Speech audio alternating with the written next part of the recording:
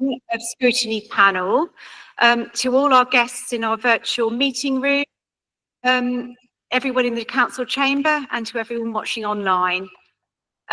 Just a few housekeeping points before we proceed to the business of the evening. Just to make sure that everyone's aware that this meeting is being recorded and live streamed. Those of you who've got access to microphones, please keep them on mute throughout the meeting, as this will prevent feedback. If you'd like to speak, raise your hand to get my attention. All comments will come through the chair. State your name and affiliation before you make any comment. For any virtual attendees, a chat function must not be used to have conversations with other participants or to provide personal information. Please only use the chat function to alert me if you wish to speak or to raise points of order or technical problems.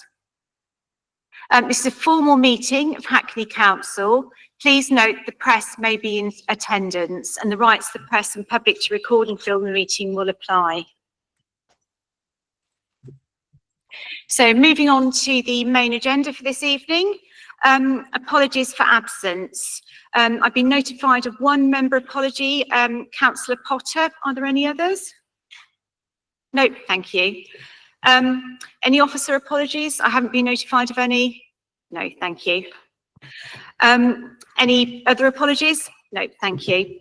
So moving on to item 2, which is urgent items and the order of business. I've not been notified of any urgent items. So I would like to note for the record an error in the call-in cover report on page 16.3.4.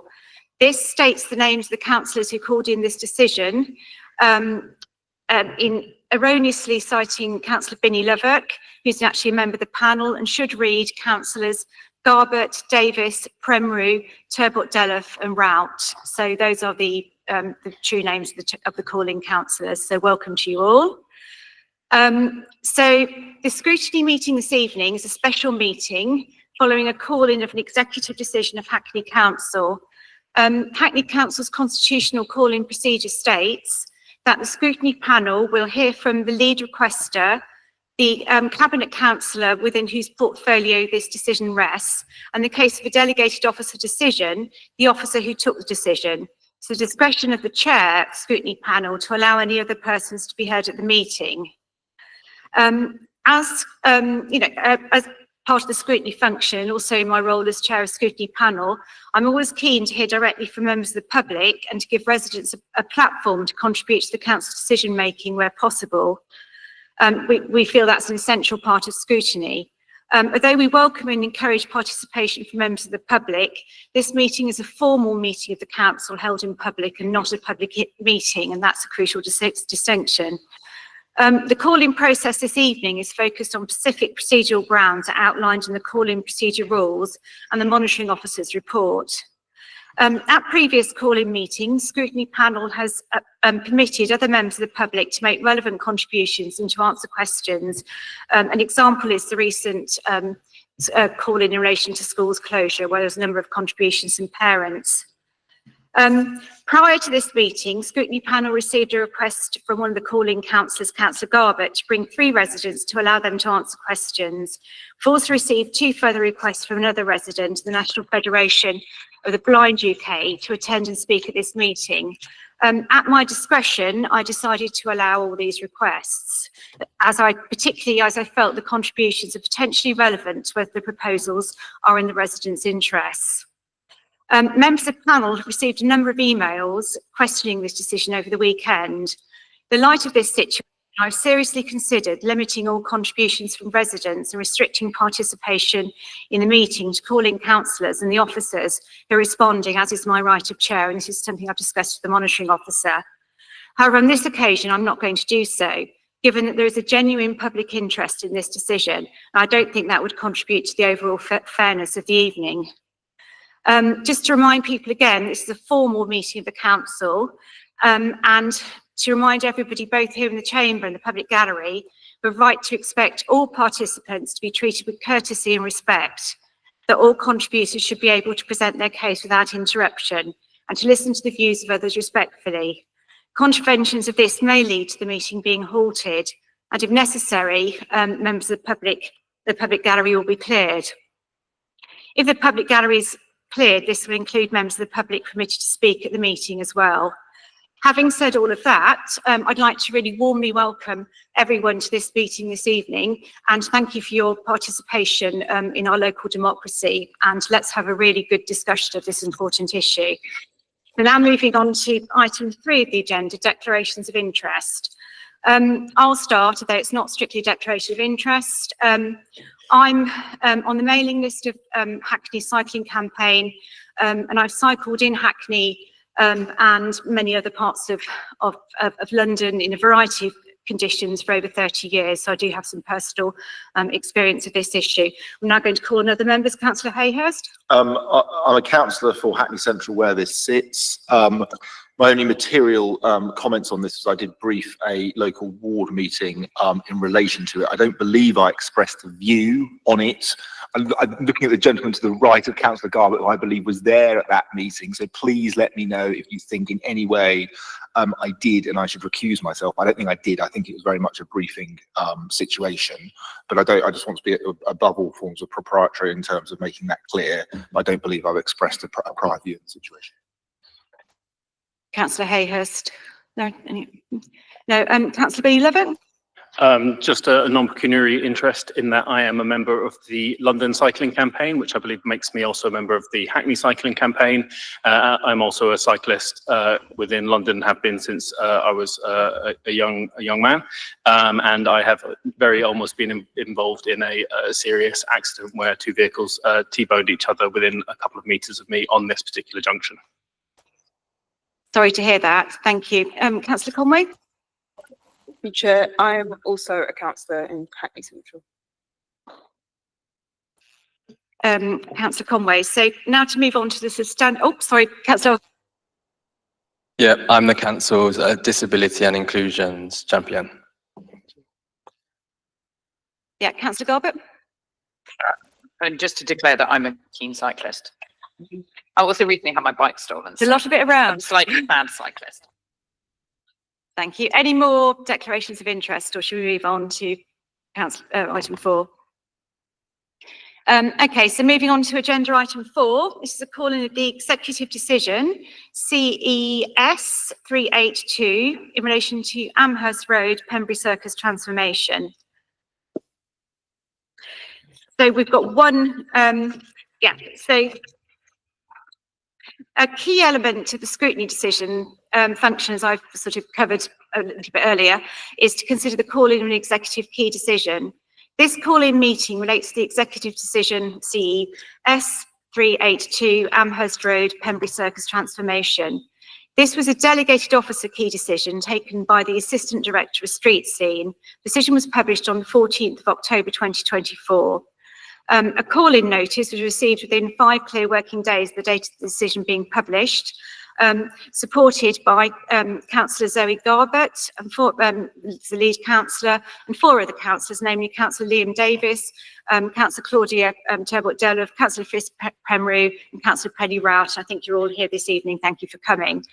So the basis of the call-in, and please bear with me when I read this out because there's a number of different headings for it, is that the decision maker did not make the decision in accordance with the principles of decision making, and in particular didn't make it in accordance with the presumption in favour of openness. It was inconsistent with the clarity of aims and desired outcomes. Relevant matters have been ignored, and consideration and evaluation of alternatives and the reasons for there was insufficient consideration and evaluation of alternatives and reasons for decisions. So the second main point at the base of the call-in, the decision maker did not act in accordance with the policy framework as set out in the Constitution, and there's a reference to that in your papers. The third point, the decision maker failed to consider relevant evidence, as a reference to that in your papers.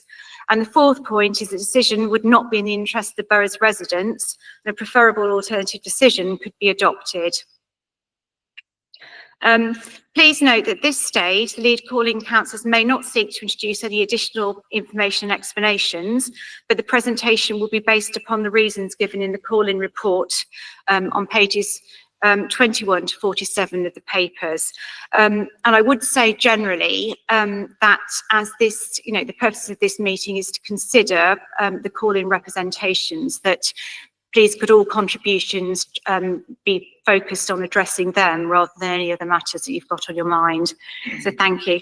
So I'd now like to welcome to the meeting, I've already welcomed you, but I'll welcome you again, Councillor Zoe Garbett from Dalston Ward, Councillor Liam Davis from Stoke Newington Ward, Councillor Fitz Premry from Fissold Ward, Councillor Claudia Turbet-Delof from Victoria Ward, Councillor Kenny Raup, also Victoria Ward. And the officers we've got present are Louise Humphreys on my left, the Acting Director of Legal and Democratic Electoral Services and our Monitoring Officer, Tyler Linton, the Assistant Director of Streetscene, Geeta Subramanian Moni, I hope that's okay. So please correct me if it's not, yeah. The Director of Environment and Climate Change, Ryan Locke, the Principal Traffic Engineer, and Marianne Allen, the Group Engineer. Thank you all for coming this evening.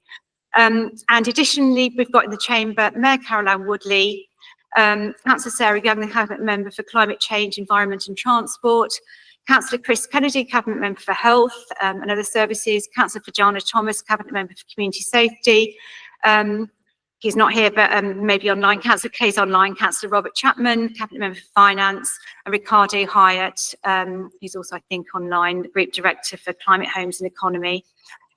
We've also got representatives from Hackney Cycling Campaign who will introduce themselves in due course.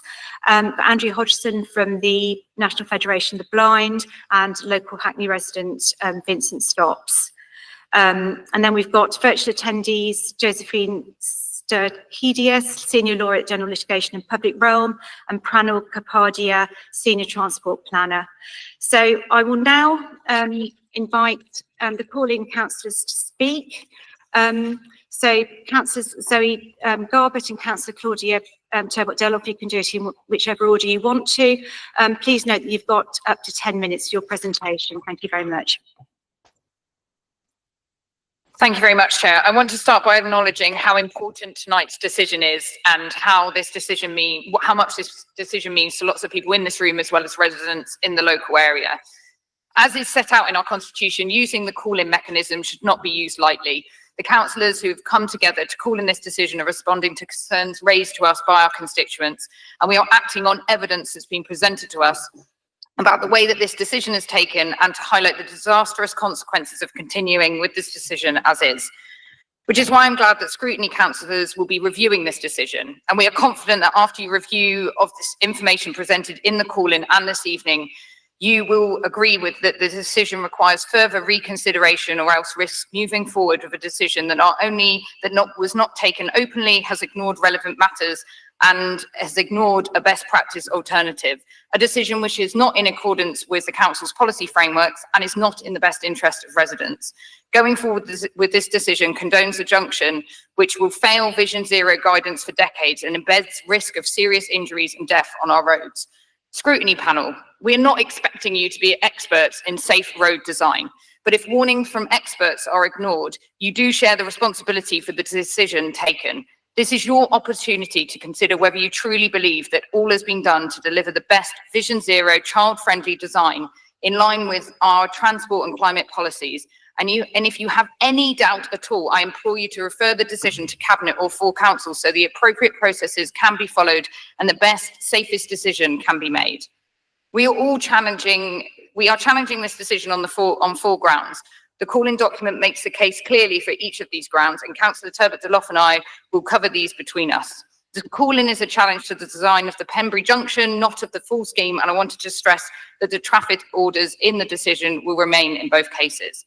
We will not go through every point in the calling. We are taking the information as read and we'll be stressing key important points and drawing your attention to areas you may like to question this evening. I wanted to highlight that the speakers later in the agenda only speak to one of these reasons, yet have been given a disproportionate amount of time on the meeting's agenda. So Scrutiny Committee, please remember that if you agree with any one of our reasons for calling, then the panel must call in the decision.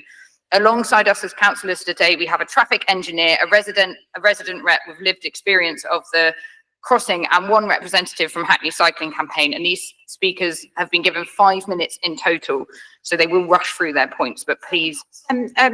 I'm stopping your time for this, but just to clarify that they will be given 10 minutes in total. There's been a change in relation to that. I will add the time to your presentation on timing. Great, okay, thank you. That's great to hear. So turning to the grounds of the call-in, I'm going to speak to 2 of the 4 grounds. So the decision maker did not make the decision in accordance with the principles of decision making. What struck me as outrageous is how Hackney Cycling Campaign were asked by the then Mayor and MP to write a letter of support for the council's levelling up bid, which included cycle safety. Safe cycling was mentioned 9 times in the levelling up funding bid, and Vision Zero was also mentioned as a goal for the project in the bid document.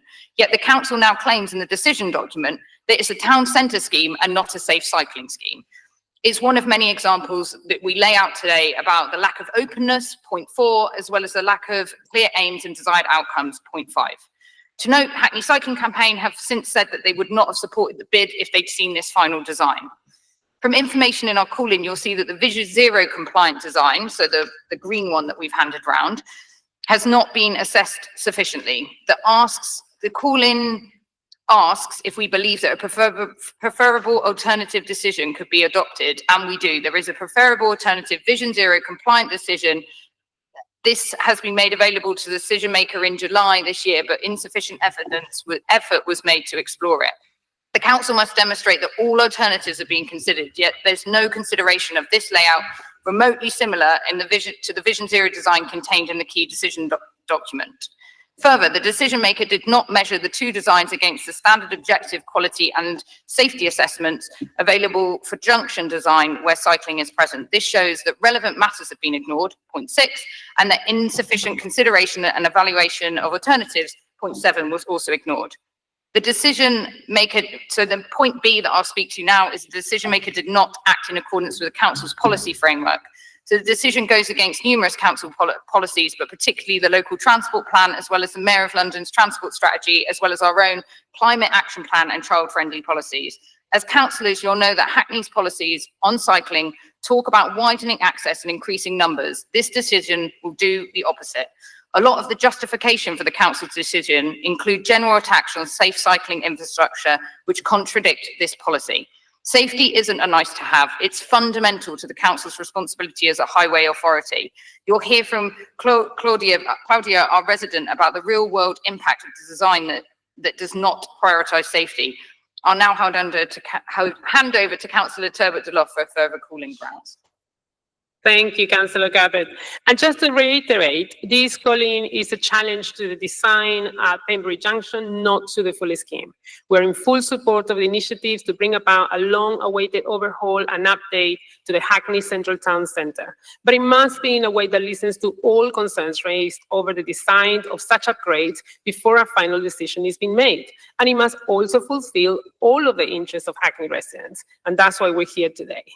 Though not always obvious, I am myself partially blind and have been for nearly 3 decades. And like me, there are many residents who are partially sighted, blind, with protected characteristics and mobility issues who find it extremely dangerous to move around the city and the borough, either as a pedestrian or as a cyclist. Unfortunately, the lack of sufficient protected cycle lanes in the city leads many people to give up cycling, because of the fear and anxiety of cycling through dangerous junctions in Hackney Central, which many regard as a death trap, or lethal, as described in page 8 of the Council's Moving Around Hackney Central draft report. Whilst we are not here arguing over which designs should be used, our challenge is how the Council, as a decision maker, has failed to consider relevant evidence when making the decision and has ignored experts' warnings. Chair and members, I do plead to you to take our evidence seriously, and I know you do. That's why we're all here today. We appreciate you're not experts on road safety, but at this crucial moment, it really is you who have the powers to request to refer the decision to Cabinet or full Council upon the evidence that we're presenting to you today, and that could potentially save lives. Now, Hackney Council has been proud in introducing policies to increase cycling amongst residents, and we need to be ready for that. with dedicated cycle lanes that protect pedestrians and cyclists of all ages, as well as drivers. Now, here are the 2 points that I'm going to cover in this calling. Point 6, point C. The decision maker failed to consider relevant evidence when making the decision. Now, members, you might be aware that in order to receive funding from Active Travel England, a scheme like Pembury Circus would be expected to score 70% or above on the Junction Assessment Tool. Hackney Council's design has only scored 25%. In your papers, it says 28, but it has been updated to 25, and you will see that in your packs. Now, the Vision Zero design scores 95%, which you can also see in your packs. Now, for this fact alone, the panel should refer the decision back to Cabinet, with a request that the 2 designs are independently assessed for safety before final junction design is confirmed. Now, we also believe that the decision maker failed to consider national guidance, and in a moment you will hear from a respected traffic engineer on how the council's design falls well short of best practice. Now, I'm coming to the end of my intervention. So point D, the decision will not be in the interest of the borough's residents, and preferable alternative decision could be adopted. Now, our case here is that a junction with a 25% junction assessment tool cannot be considered or accepted to be a good outcome for residents of Hackney. In fact, the council's plan will lead to more people cycling on the pavement around Pembury Circus, as cyclists will feel safer to choose to be on the pavement over crossing such dangerous junctions. Now, the Vision Zero design has designated separated areas for cycling and pedestrians, thus bringing more predictability and safer cycling and pedestrian routes. As a final point, it's important to add that the removal of pedestrian crossing was highlighted as a risk in the road safety audit, and especially a risk to blind and partially sighted people. The Vision Zero design retains this crossing. Now, to conclude, and will perhaps address some possible arguments and concerns from members in the room that I'm glad also to see in the chamber. Dedicated cycle and pedestrian lanes separated from motorists increases safety for all involved. And yes, there are improvements to be made where cyclists and pedestrians meet, but with a sufficient right infrastructure and education, it can become a living and proud feature of the borough. Hackney Council has a golden opportunity to lead the way in reassessing this decision and introducing the best, safer, forward-thinking design for the Pembury Circus that show that it is possible to coexist with every resident's needs and save lives. Now, I will hand over to members of the Hackney Cycling Campaign for conclusions. Thank you. Thanks very much, Councillor Garbett and Councillor Turbet-Delof, for keeping your contributions well in time and also addressing the issues. And I'd ask all further contributors to do the same. I'll be timing you, and I'm happy to give you a warning just before you come to the end of your time, if that's helpful. So, who's going to be the next speaker? Can you introduce? Yeah, thank you. Hi everyone, my name is Claudia Schergna. I'm a Hackney resident, and about a year ago I was hit by a car and left unconscious, heavily bleeding from my head in the middle of Pembury Circus. The accident has had a huge impact on my life. I had to leave my job. I missed out on nearly half of my master's degree, and I struggled with post-concussion syndrome for several months, which causes really heavy migraines and several other cognitive issues. And all of this for crossing the junction exactly the way I was meant to. The road safety audit found that on the junction design, found that that exact movement that I did that night is a known risk. But the new design suggested by Hackney isn't addressing that risk at all. However, the Vision Zero design proposed by the London Cycling Campaign would eliminate that risk altogether. So I just wonder, why pass a design that ignores a known risk, which is not just a known risk, but is a risk that caused my accident and is likely to cause many others, when there is an option that would eliminate that risk altogether. Thank you. Thank you very much for coming this evening. and you also shared footage of your accident, and I'm very happy to share with the meeting that was a truly shocking incident. I'm really pleased to hear that you're recovering, and thank you very much for coming this evening and sharing your experiences with us. Thank you. Beautifully to time. Who's speaking next?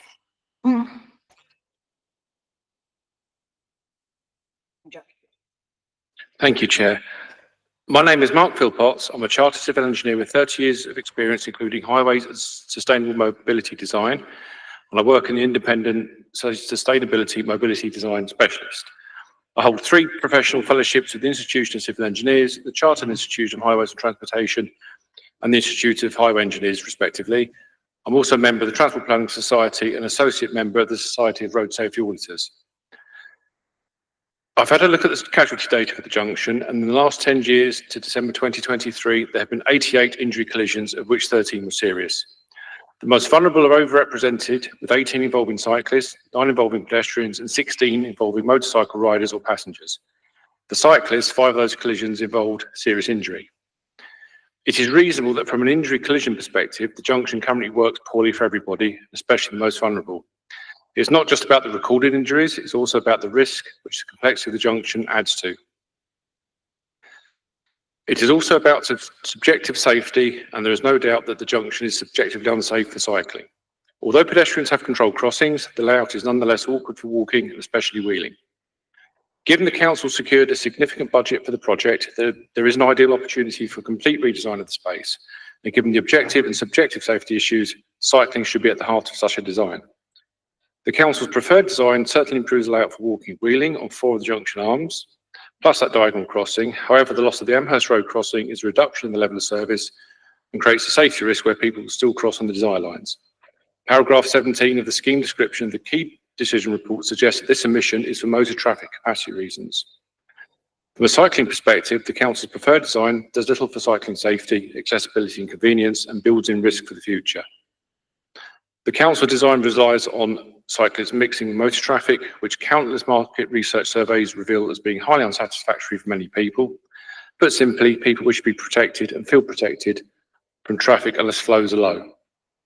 The council's design utilises advanced stop lines. These provide the lowest level of protection for cyclists according to paragraph 10.6.5 of the Local Transport Note 195, Cycle Infrastructure Design, which is the national guidance for England.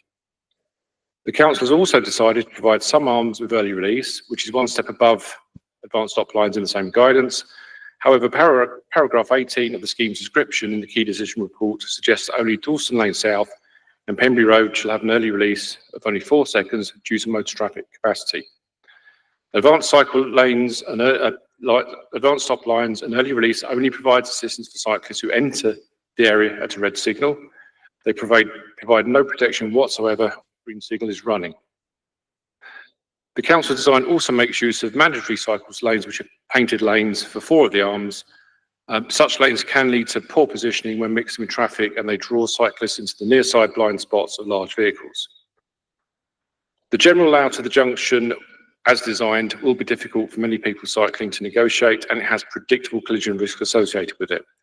For example, the ahead movement from Dalston Lane East to Amherst Road West has 2 left hooks, especially as this is from the near side mandatory cycle lanes and without any marginal benefit from early release. Right turns will also be awkward, intimidating and risky, especially from Dalston Lane West and Amherst Road West, which will require people to cycle into right turning lanes. The bus gate provides limited respite in terms of general traffic flow and risk exposure for people cycling, but that only operates 12 out of 24 hours. Finally, the design layout is geometrically unrestricting of driver speeds. To be honest, Chair, this is the kind of layout that we were designing 20 years ago. It will leave conditions that have some people choosing to cycle on the footway, which creates objective and subjective safety issues for people walking and wheeling, and it'll put pressure on other streets for cycling, such as the narrow way, as people avoid Pembury Circus. Appendix D of this committee's papers provides some design layouts and modelling undertaken by Steer, including a cyclops junction, known as option B, although we don't know to what level of detail this was developed. Section 3 of the key decision report sets out the alternative options considered and rejected, and it fails to mention option B, which would provide significantly more protection than the preferred option. In busy traffic situations such as Pembury Circus, international and national best practice would demand that cycling is protected.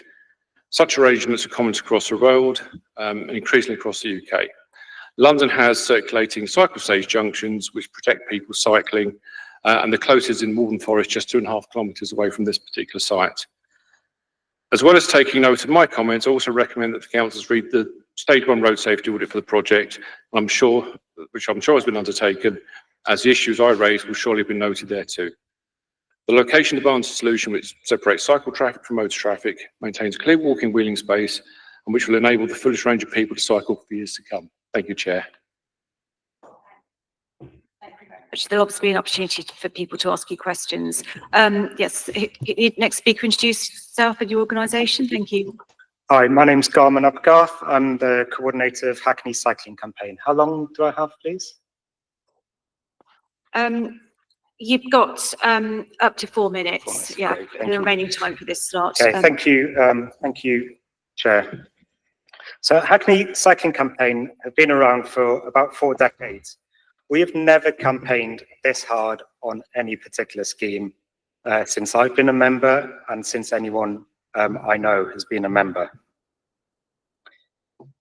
The importance of the scheme and just how far below standard that it falls make our campaigning, that is why we have campaigned so hard on this, and that is why we will continue to campaign on it, and regardless of what happens today, push for the best and safest design. All we are asking is for Hackney to take an independent assessment, to request an independent assessment from Active Travel England and to implement that. We're not asking you to be the experts, it's about asking the national experts and following the national guidance.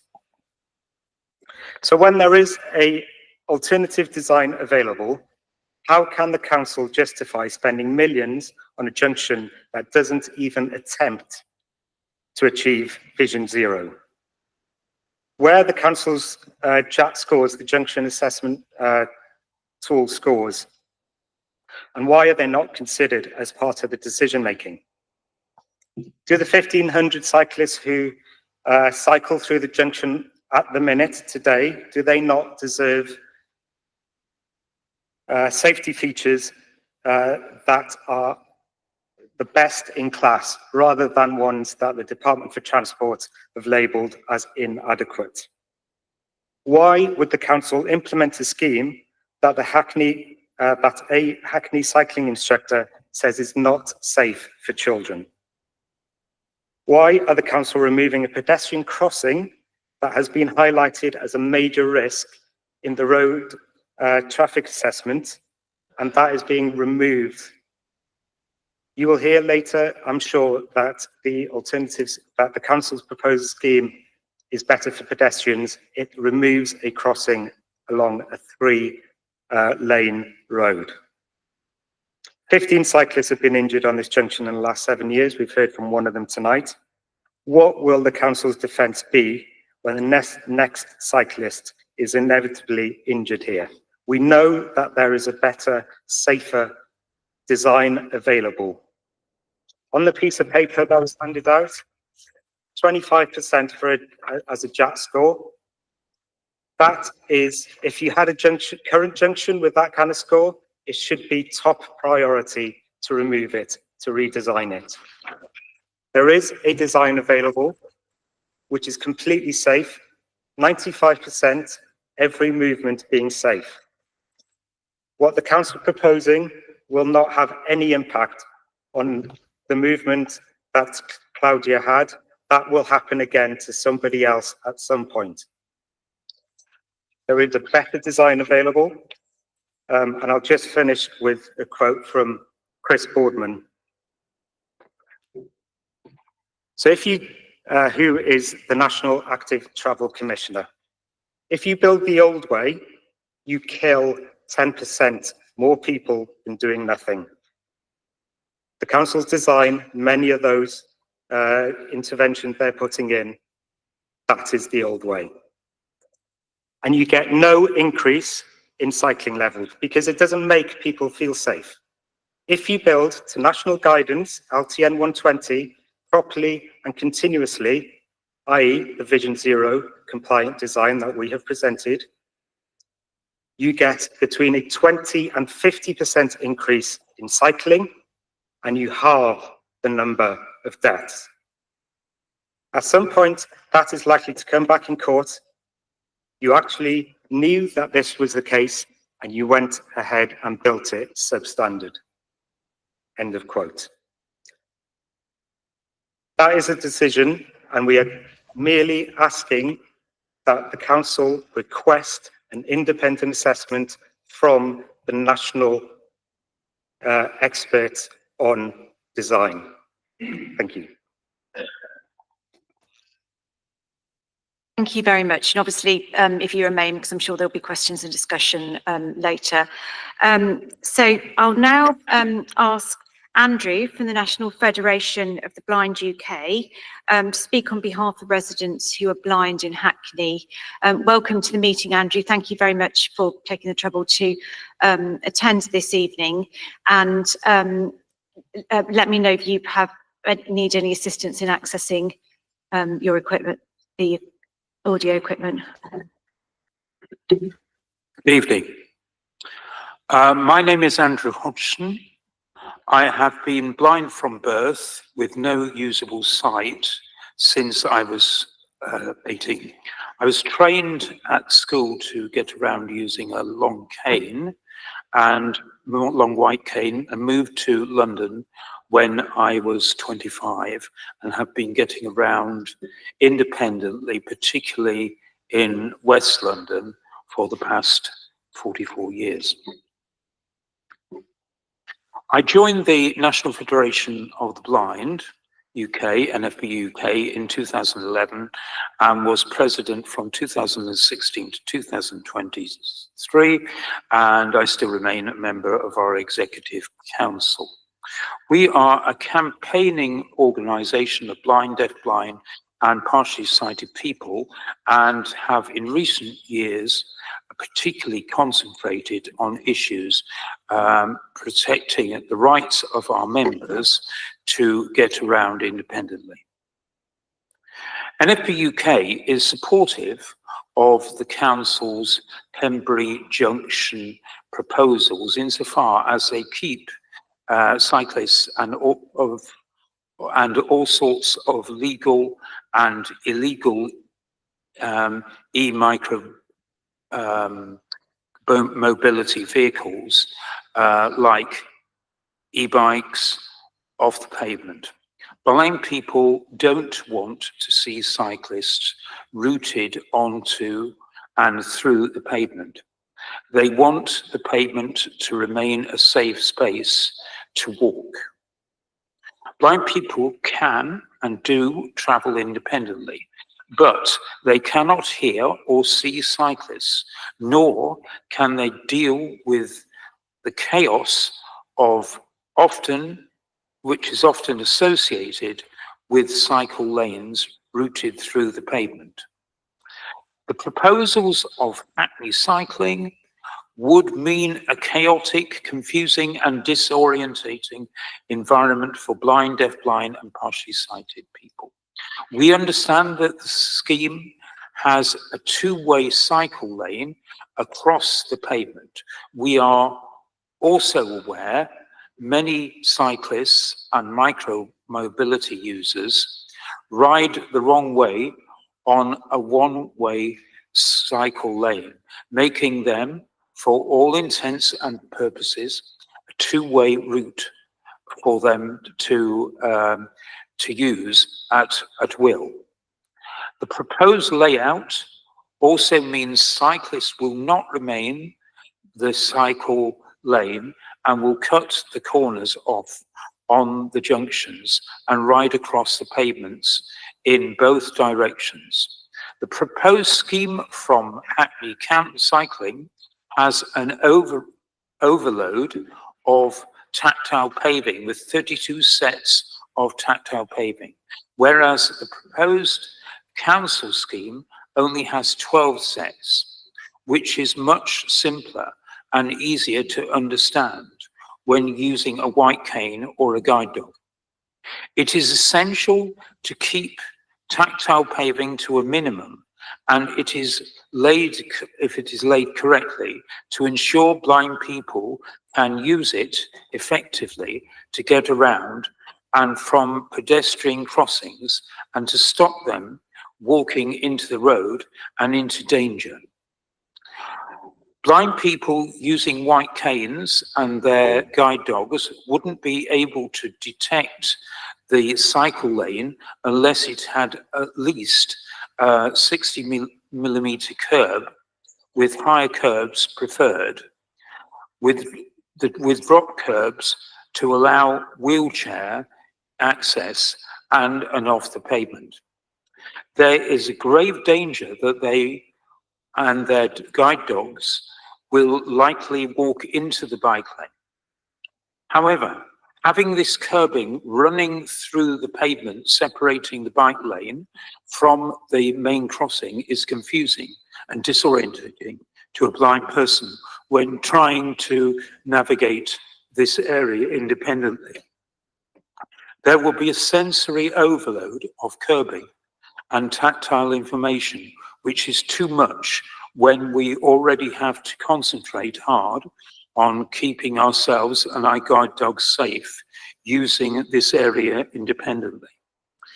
If they find the crossing, they would not be able to cross, and because cycles would be riding both ways at speed, and would know, and we know from our studies of cycling behaviour that most won't stop. Green man pedestrian crossings have all the accessibility features like push button and rotating cones to tell a blind person when it is their turn to cross. Allowing cycles to bypass these features is not acceptable, as the bikes, e-bikes, e-scooters, and e-cargo bikes are traffic, and they also need to be part of the green man pedestrian crossing phase. It is likely that blind people would not be able to use the area at all and would become further isolated in their home. They could not get to the nearby stations, Hackney Central Town Centre, or local bus stops, which is opposite to what this scheme should be doing. One of the biggest problems that blind people have is that because of the deterioration in the urban environment, they are increasingly unlikely to venture from their homes. This leads to increasing isolation, causing damage to mental health and fitness, with obesity becoming more and more a problem. I have visited the Lee Bridge roundabout, which has recently changed to include cycle lanes, which bypass the green man pedestrian crossing phase, making it very confusing, unsafe, and difficult to navigate independently. The NFBUK objected to the design, and our concerns were ignored. However, the resulting layout is now unsafe and unusable by blind people, and we feel that our access needs are being ignored when in fact they should be at the top of the road users hierarchy, but they are in reality at the bottom, and it is being made worse as we are being designed out of using urban areas due to our road layouts, which ignore safety and accessibility needs. I have visited Waltham Forest, where these junctions had been used, and found them unfit for purpose. They have not been built with the access needs of blind, deafblind, and visually impaired people in mind. Instead of more being planned, they should be looking to remove them where they can have them put in, giving blind people an environment which is simpler, safer, and easier to independently get around. Thank you. Thank you very much, Andrew, for your presentation, and I hope you'll be able to stay around if there's any questions. Thank you. I'll now move on to our final residents. Speaker Vincent Stops, please can you introduce yourself? You have up to 5 minutes. Good evening, members, and thank you for allowing me to speak. I am a resident of Hackney and member of the Council's Hackney Central Community Panel.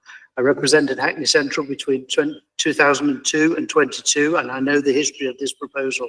I'm here to support the council's approach. Welcome to Hackney, where more people cycle to work than drive and has a greater modal share for cycling than any other London borough by a long way. Hackney had the best cycle safety record of any London borough in 2023, with a lower rate of killed and serious cyclist injury per journey of any London borough. This was reported by the Healthy Streets scorecard people, of which London cycling is party to. Much is made of the tragic cyclist fatalities last year, but nothing is said about the previous 5 years with 0 fatalities. The closure of Amherst Road at its junction with Mare Street started as a bus priority scheme in 2004. This was never pursued because things were more challenging then, but it was always clear that simplifying traffic movement between Pembury Junction and Morning Lane, one could dramatically improve the look and the feel of Hackney Central and improve the operation and safety of all 3 junctions. I take credit for keeping this on the agenda. We would not be talking about it tonight had I not done so, but thanks to Mayor Pipe, Glanville and now Woodley for sticking with it. This decision took political courage and will be a huge enhancement for Hackney and Central. The idea was to reduce the volume of traffic, improve bus performance, take out the pedestrian islands, reduce the number of lanes and close down the area of tarmac. This would reduce the number of crossings and distances and slow motor traffic through a tighter junction area. There are many policies one could quote, and we've heard a few this evening, but it's actually the Hackney Central Area Action Plan is the most pertinent. The plan is and was to improve the Pembury Junction as a gateway to Hackney Central, and it, to quote, to recognise the importance of pedestrian movement, massive pedestrian movement, through enhanced pedestrian crossings. There has never been any proposal to introduce bike lanes onto a widened footway. The proposal has been through TfL scrutiny. It was part of an approved bid a couple of years ago to their Livable Neighbourhoods Fund. I want to challenge the notion that there is nothing in the council designed for cycling and cyclists. Removing traffic volume by 35% will mean fewer collisions. The proposal does that by restricting general traffic from the Amherst Road east. A third of the area of the junction will become footway area. The alignment will slow motor traffic through the junction. Cyclists will be safer. An unrecognised and key safety issue is that all road layouts should be intuitive and self-explaining. The layout is simple and understandable. All users will be far clearer as to where they should be on the road. Contrast that with the confusion and chaos Hackney cycling proposals, with cycles and other micromobility travelling at speed in both directions through the newly created footway, most not stopping at zebras and leaving the track at will. It will be impossible for blind people to navigate and a nightmare for everyone else. Can I finally critique the detail of the Hackney cycling design? The council has 12 areas of tactile paving, 5 signalised crossings. The Hackney cycling design has 35 tactiles and 11 uncontrolled zebra crossings. Cyclists cannot possibly turn at 90 degrees, which they're asked to do at any speed. 2 of the turns require cycles to turn at 135 degrees. Cyclists would inevitably and do leave the track to take corners in Waltham Forest, either merging into the carriageway or the pavement at will. Merging onto the carriageway is a known safety risk. They will cycle at speeds at 20 miles an hour. 60% will not stop. We know this because TfL has measured these speeds and yielding on bus stop bypasses. There will be all manner of legal and illegal micromobility using these lanes of footway in 2 directions. Cyclists will race around the lights to get across at the same green signal as pedestrians. Many will either stick to the carriageway or merge on and off it. We know this every day at Black Horse Road. At Pembury, there would be many more cyclists doing this. Pedestrians will not stick to the demarcated footway, there's too many of them. Cyclists will swerve around them, not give away. Blind people cannot see cycles, nor do they flinch. They take out... Stops, you just got 30 seconds. In summary, the council's approach is a good one. The solution to cyclist safety is not to run cycles through the footway. I hope you will support it. Andrew travelled on his own this evening to Hackney Central. He travels to Westminster on his own to lobby MPs, and he goes to the London Assembly Group on his own to Royal Victoria. But he cannot get to his own highway because of his own high street because of some of these active travel schemes. I'd urge you to support the council's design as a good one. Thank you. So we're now going to move on to the presentation by the London Borough of Hackney Delegated Officer. I don't know what order you want to speak in, but you have up to 20 minutes between you. Thank you. And can you please introduce yourselves before speaking? Thank you very much.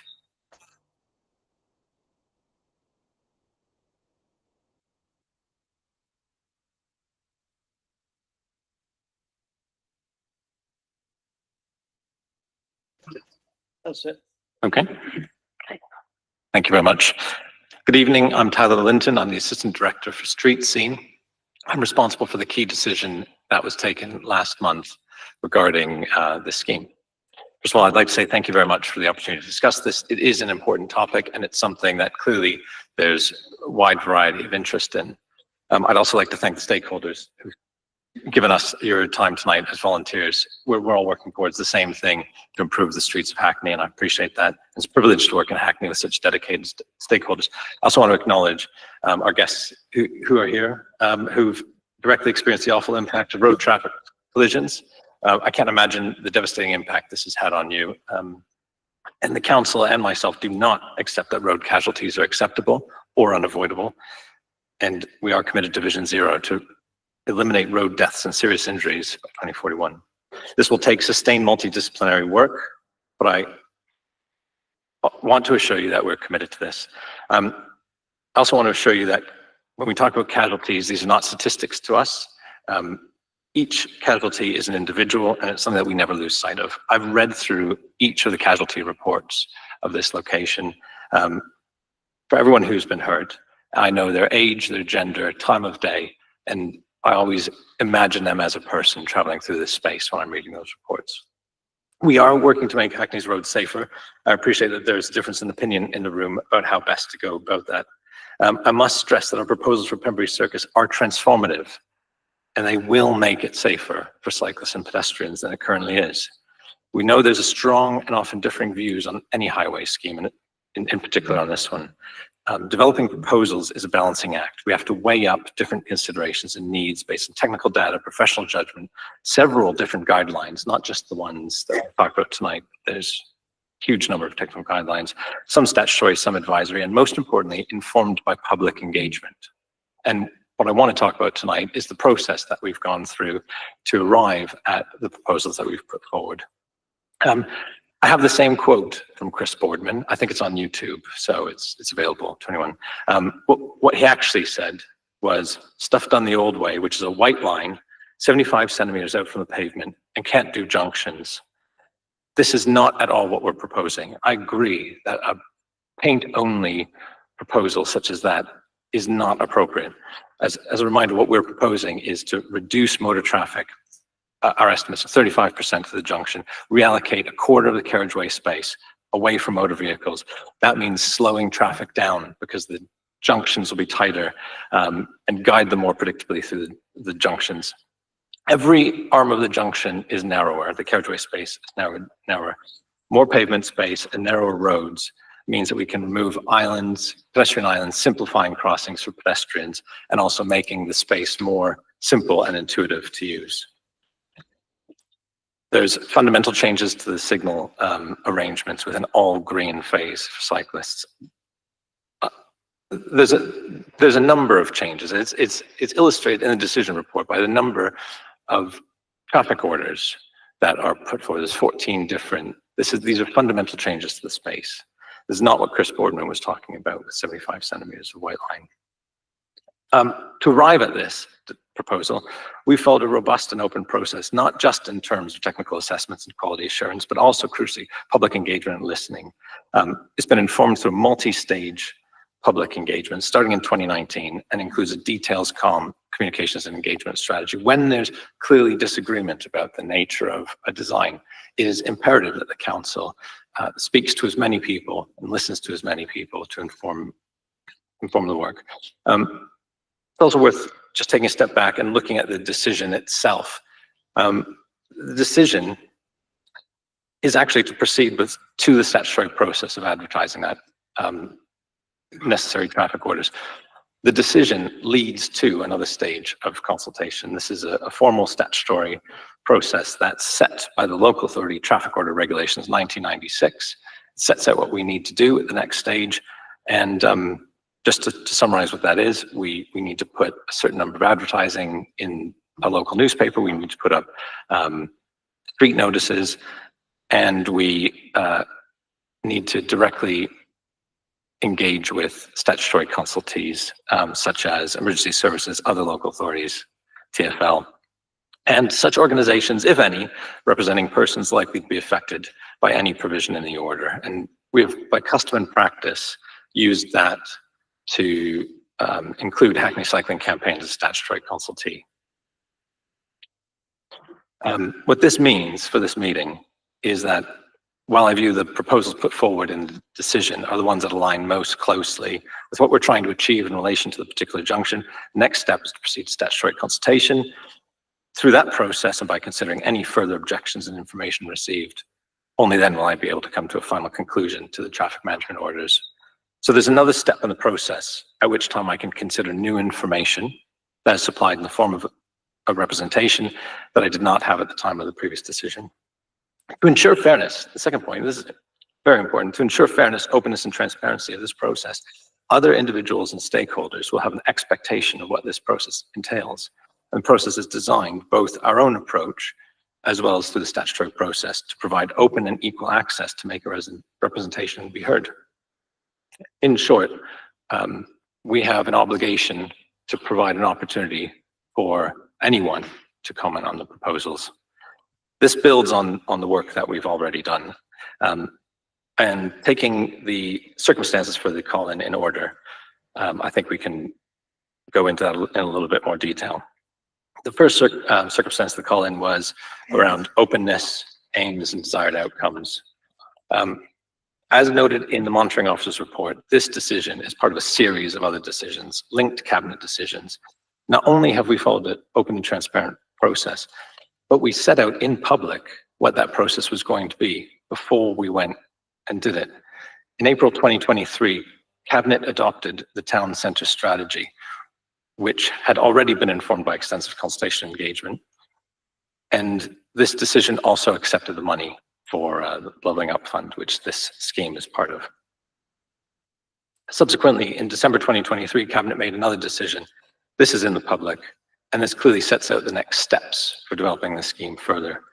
The Cabinet decision approved to conduct further non-statutory consultation, which we've done to implement the proposals, subject to further non-statutory consultation, and to proceed to statutory consultation, which is the stage we're at now. Only following the relevant statutory consultation, with all objections, responses received to be considered, recorded in writing, and signed by the decision maker. The Cabinet decision contained a 10-point consultation and communication plan it called Appendix C. I won't go into detail. There's some of that in the key decision report in Section 8. But just as a highlight, we had over 1,000 people respond to an online survey. We held 10 in-person events. We structured our engagement with stakeholders and community groups. We knocked on every door of the businesses in the area, and we launched a comprehensive communications campaign that saw over 100,000 people reach through various channels, social media, old-fashioned media, letters through the post. I was in this very room in July speaking to the Skills Economy and Growth Scrutiny Commission about this very point, about best practice principles consulting on traffic schemes. In that meeting, there was a number of lessons learned, and we've delivered our consultation engagement approach to this scheme in line with what was discussed in that meeting. And just briefly, in relation to the aims and desired outcomes, because of the previous decisions, there's a very clear public record of what the aims and objectives of this scheme were. And I won't go into it, but looking back through those public decisions and public documents, we have been consistent throughout with the aims of the scheme. I just want to touch on circumstance 2, which talks about the decision maker not acting in accordance with the council's policy framework. I think in this context, in this room, the most important policy in relation to this is the Hackney Transport Strategy, forms part of the core policy framework of the council. There are others, and this proposal is consistent with the town centre strategy, the local plan LP 33, local implementation plans, the Air Quality Action Plan, Mayor of London's Transport Strategy and Climate Action Plan. But from Hackney's Transport Strategy, in the first substantial section of that strategy, after it introduces policy context and how the document itself is structured, is a movement hierarchy. It's labeled as figure 2 in the document. And the text is, as a general principle, the council will apply the following movement hierarchy when considering sometimes competing demands for our streets. It then illustrates a hierarchy with to consider first at the top, pedestrians, including those with mobility and vision impairments. Then it goes on, cyclists is next, public transport users, and so on. This is council policy adopted by full council 2015. On the third circumstance, in terms of relevant evidence and decision-making, there's clearly a difference of opinion in the room, but professional judgment, the weight to give different tools and different guidance. We need to consider guidance in the whole, and we need to consider different guidances. Local Transport Note 120, which is Department for Transport's most current guidance on cycling, refers to other guidances in itself. It also contains a chapter on planning for cycling, and it puts into context much of what's in that document as part of a wider process in the life cycle of planning a cycling network. It's only right to look at that document, that guidance, in its whole form, as well as in the context of other documents. But fundamentally, we started this project before that note was published.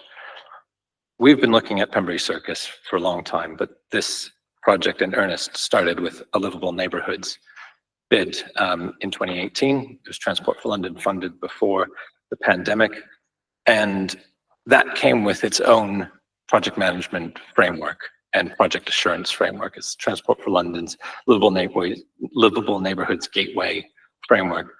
And we quite clearly told the Department for Levelling Up, as it was at the time, that we were going to continue to use that framework for our quality assurance. We've published, at the point of the cabinet decision last December, we published all of the Gateway 2 submission that we had prepared up to that point. So not only have we been using another organization's structured quality assurance pathway, but we also published all of the documentation in the interest of openness. We have our own project assurance framework, and we're clearly not going to have time to go through it. It's got 173 steps, and it links to 92 different relevant guidance documents.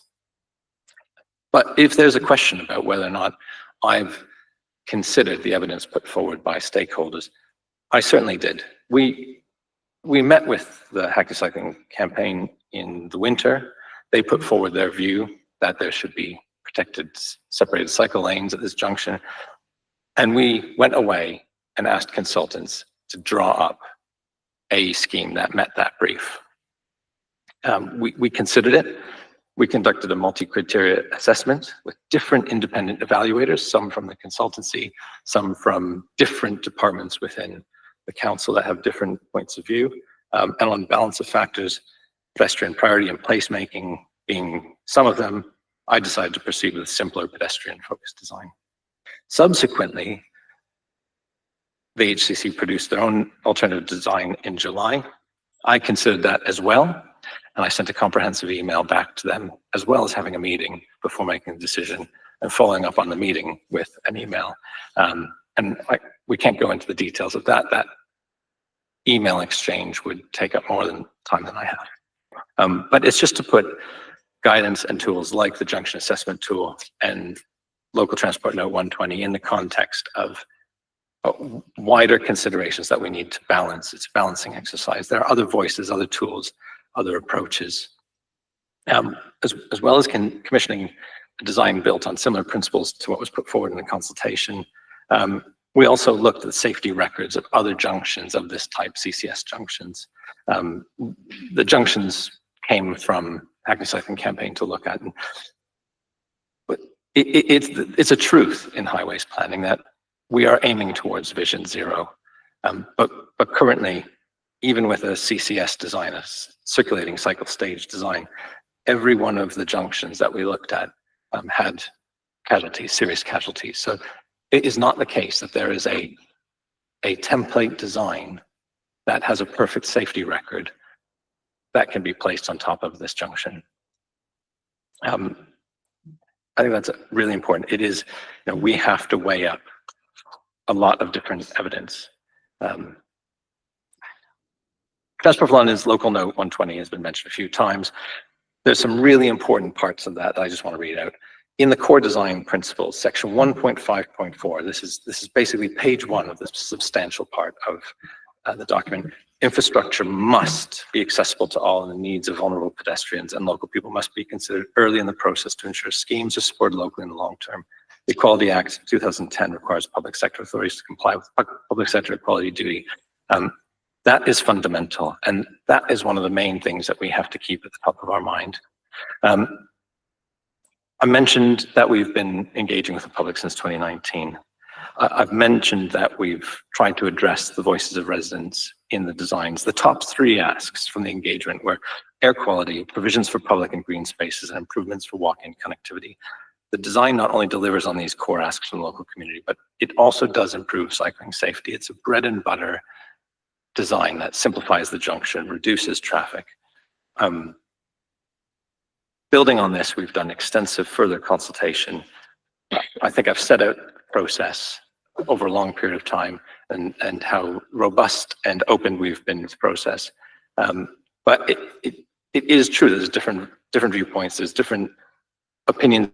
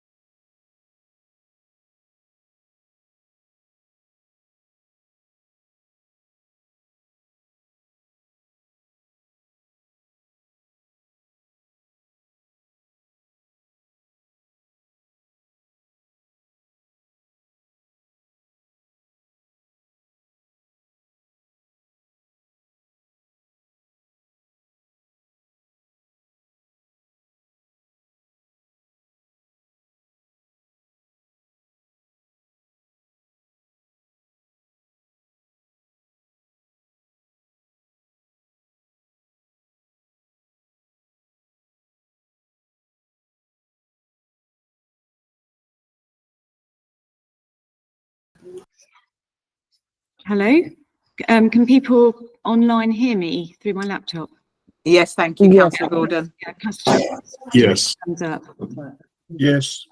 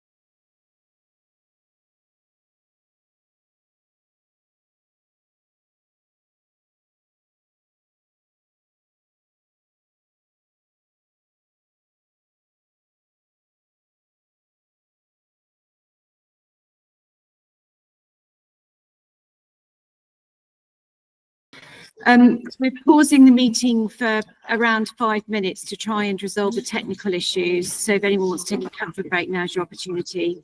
Thank you.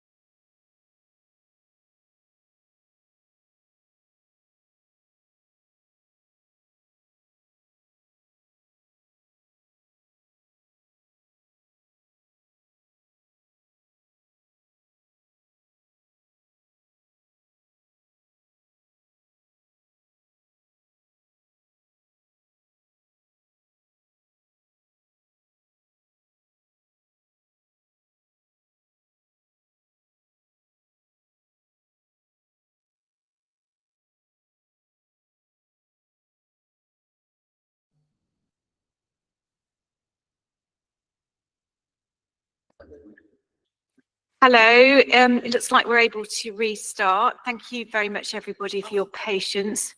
I'm just checking if people online can hear me. Yes. Fantastic. Yes, thank you, Councillor Gordon. Yes, we can. Okay. So I think just before we had this technical interlude, I think Tyler was just concluding his remarks. I don't know whether you briefly want to go over your conclusions again.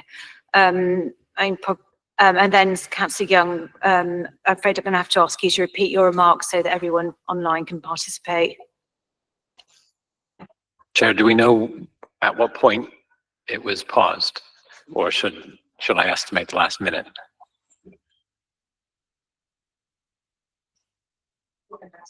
I'm afraid I don't have an exact note of it. I think it was literally just summing up, really. We could just maybe try and recreate that. Apologise, it's repetitive. Okay. I think I'll start from where we were looking at the core design principles in local transport note 120.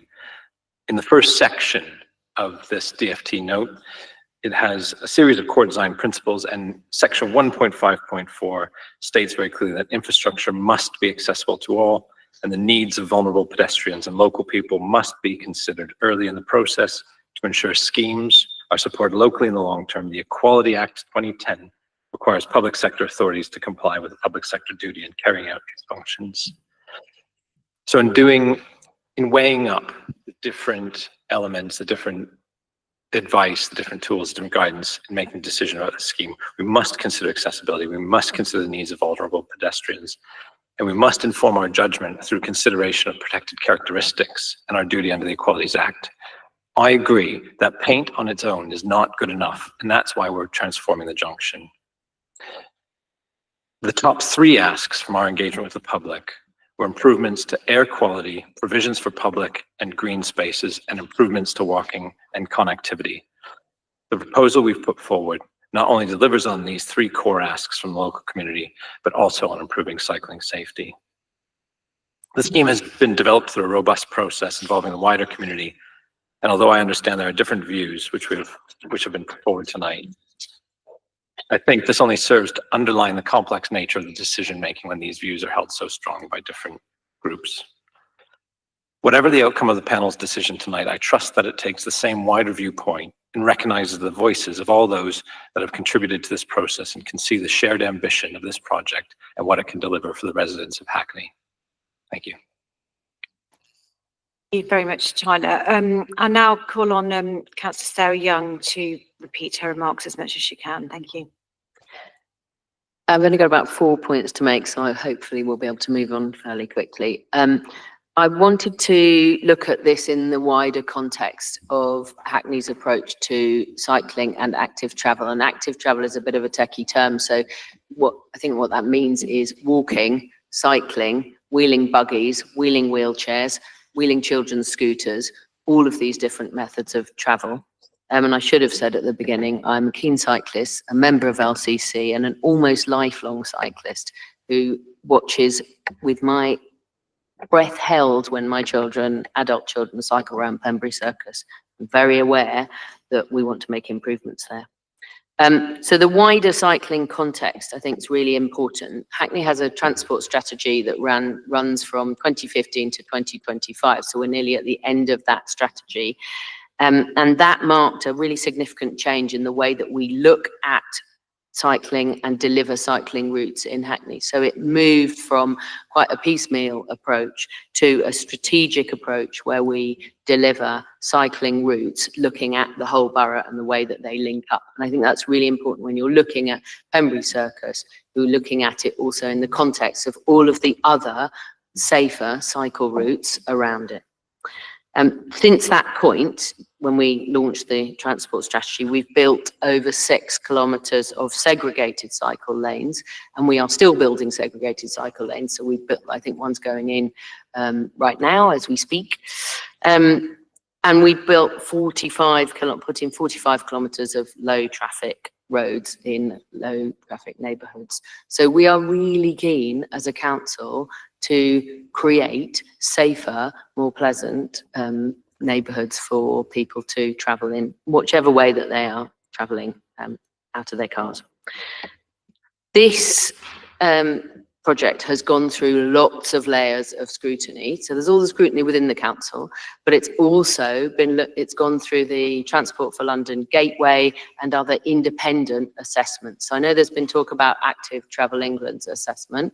This has already gone through several independent assessments, which are really quite stringent in looking at all of the aspects of transport design. So yes, cycling, and yes, cycling safety, and yes, pedestrian safety and accessibility for people with disabilities, but also how that area is to travel both through and around and within. So it's not just about getting through it as quickly as possible and efficiently and safely. It's also what's it like to travel within that junction.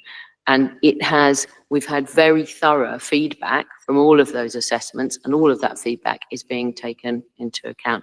So I think this is not a project where there's, one alternative and another alternative that are pitted against each other. It's a process, and it's gone through quite a lengthy process. The last thing I wanted to make, two more things. One is just the amount of engagement has been really fantastic in this project. So it's really impressive to see that there were over 1,000 individual consultation responses, as well as a really large number of individual stakeholder groups engaged and provided responses. So that's great, because it means the amount of evidence that the team have had to look at and take into account has been really broad and across a very wide spectrum, from the tenants and residents associations on and around Pembury Estate locally, who can really talk about what it's like to live right on top of this junction, to those who want to travel through it. So there are a lot of different opinions and needs and interests being taken into account there.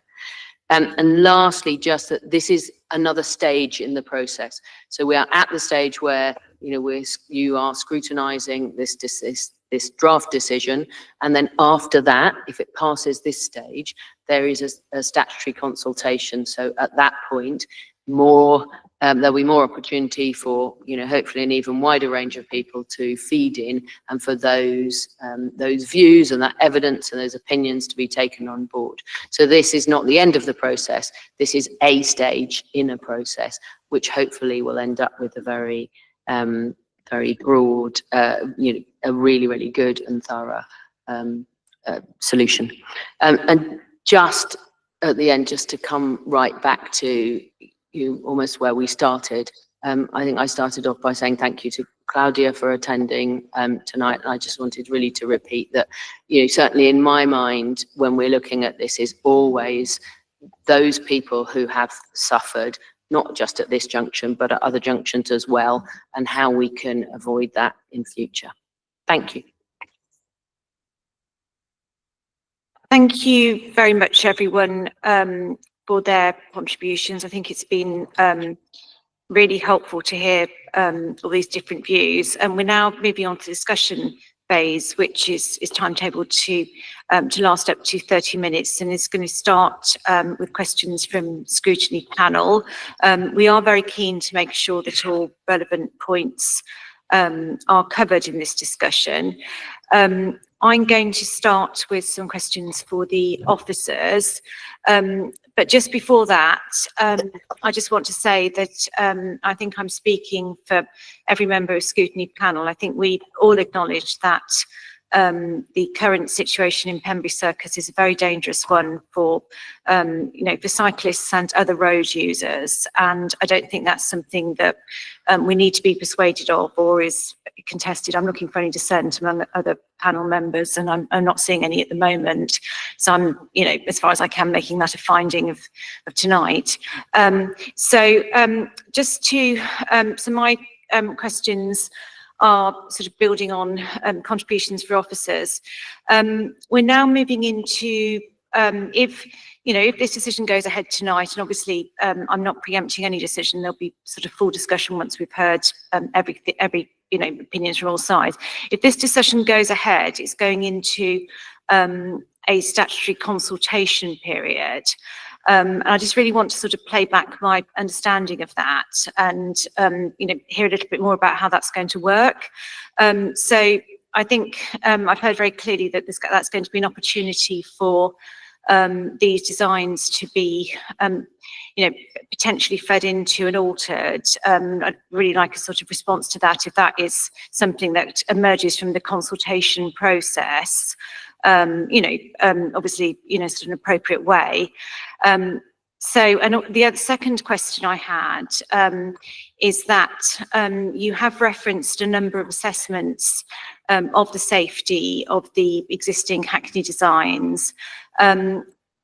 Can you please tell us where they can be accessed and how we can, assess them? Because I don't think they've formed part of the papers we've had this evening. We've obviously heard an awful lot of concern from the calling councillors and also from the residents supporting them in relation to safety assessment. And there's been reference, in relation to two specific as I understand it, well-known safety tools, naming the Junction Assessment Tool and the CLOS. I'm afraid I've forgotten what acronym that's for. Is there any possibility of assessing that further and, these schemes in relation to those assessment tools and publishing those results? And I think in parallel with the consultation process, and I think the other assessment, and again, this is something that's a very strong ask from the residents, is in relation to the ATE assessment. So my questions really are in relation to the, and also once the consultation process has being concluded, who is going to be the final decision maker and what timelines are we looking at? Because obviously one of the points that's been made through this process was some confusion about the level of decision making. So I'm happy to repeat any of those out of the questions, then I'll go on to other members. Thank you. Thank you. As I understand, the questions about the next stage statutory consultation. As I mentioned in my presentation, the process is dictated by local authority traffic order making regulations 1996. So it's set out, the process is set out in regulations. It involves notifying statutory notice in the newspaper, the general public, as well as statutory consultees. There's a set minimum amount of time that we have to advertise proposal, and then the timeline following that cutoff point for representations largely is determined by the level of representations we receive. We have to consider every one that comes in, and we have to record a consideration of that in writing in a separate decision. That decision is usually myself as the council's traffic network manager, I believe is the title in legislation. I always get it wrong. We have an operational network manager and then a network manager. So that statutory process decision making is usually to me, but in this case, it was explicitly reinforced in the December 2023 decision as to be made under my delegated authority. And a statutory timeline, I'm not sure I heard you saying how long it is, the minimum period? 21 days. 21 days. Sorry, the Yeah. reason for the hesitation is because that sounds quite short to me. I hope you'll give consideration to it being longer. And my second question it is 21 days minimum, I should say. was in relation to additional safety tests. I mean, particularly those that have been referenced by the publishing the the results of the comprehensive safety tests that you've undertaken. We're happy to publish everything we've got. It's all on the public record, available. As I mentioned in my presentation, before the cabinet decision in 2023, we published the entire gateway suite of documents at the time. I think if you follow links through the papers, that is there, but that's obviously 11 months ago. Right. Okay. Sorry. Yeah. So that's fine. I think we've shared already the road safety audits, and we'd share all of our other documentation publicly. Yeah. Additional safety tests as raised by the residents, and I'll let other members in. Particularly the ones that have been referenced by the residents, JAT and the CLOS one, the ATE tests. The cycling level of service, the junction assessment tool. There is no reason why we couldn't conduct these tests at this stage. There are a number of tools to use, and the decision of which tools to use is influenced by what the original aims and objectives of the scheme are. There might be others who would ask us to do an accessibility audit. There might be others who ask us to use the City of London street accessibility tool. There might be others who ask us to use Healthy Streets designer check, which we have done as a baseline. So at some point, myself as a decision maker has to decide on which tools are appropriate for each job. But those tools in particular aren't particularly onerous, and there's no reason why we couldn't do that at that stage. Thank you. I'll now move on to questions. I saw Councillor Hayhurst first and then Councillor Binnie-Lubbock.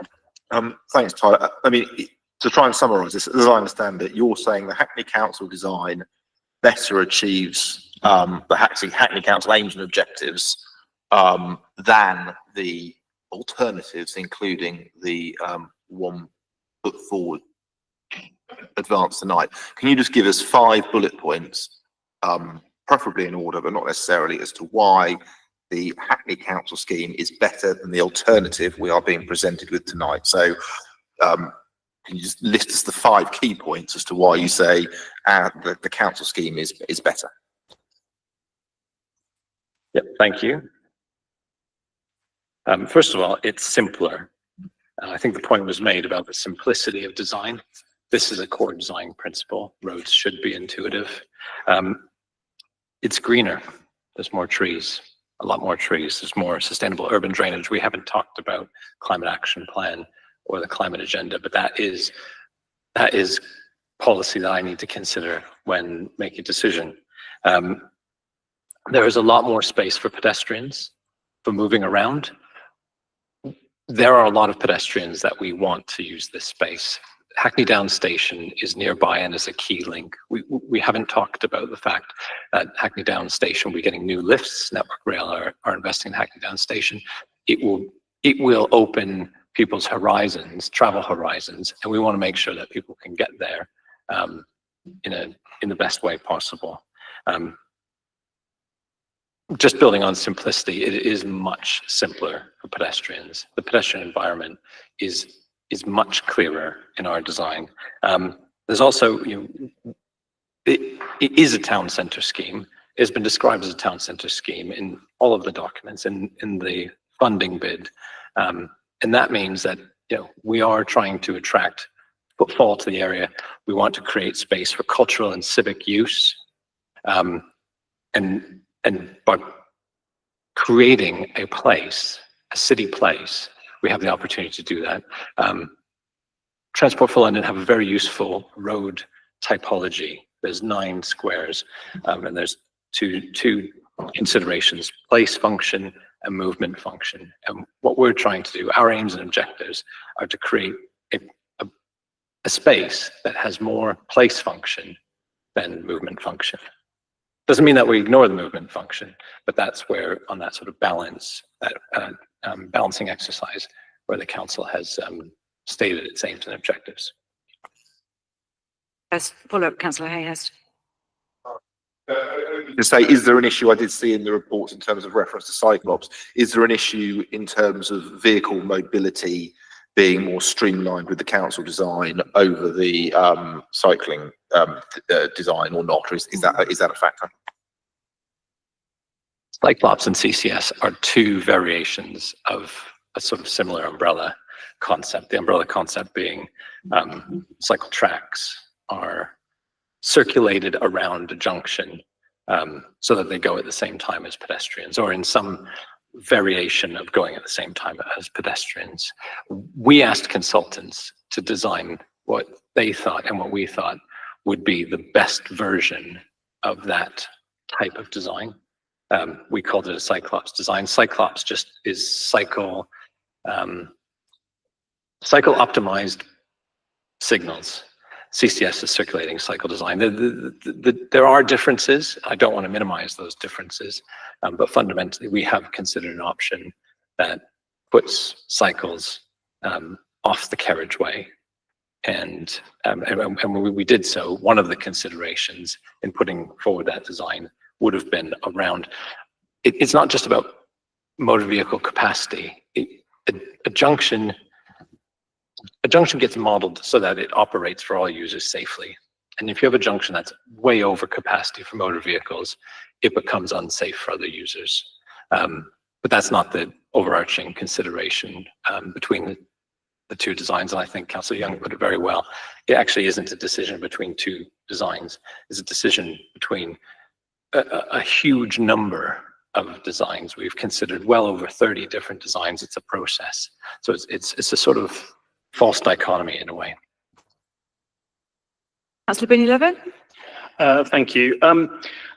Yeah, my main question is really about the alignment with the council's policy framework, but I just wanted to reflect on some points that you've just made around it being a place-making activity first, and less focus on people moving through the area and more about people who want to stay, part of the area. Obviously, this is a junction, which is very important for people to move through, and we have identified that it is incredibly dangerous currently. I think that this is a bit of a problem with the fact that the consultation lumped together the junction and the Amherst Road kind of plans, because the difference there, I think, is quite stark. And obviously, the people who are cycling spend time in Hackney Central and town centre and use the train station. So I think that's kind of a false dichotomy in itself. And you were also mentioning around Vision Zero elements not being as prevalent here, because there is no perfect result. And I think it's very important for us to think about, are we making perfect the enemy of the good? And I think from a cycling point of view, it does look like there's a Vision Zero design here, which is good, if not perfect. It seems to have a very high score by this metric, at least. But my main question is around the policy framework and alignment with council strategy. So within the Hackney transport strategy, one of the design principles for cycling infrastructure area, there's 7.2 and 7.7. 7.2 says, creating a quality environment for cycling is generally recognised as providing accessible, direct and convenient, attractive, safe and comfortable routes for experienced and less experienced cyclists alike. This would link and provide access to key destinations such as the borough's town centres and other destinations for employment, education and leisure.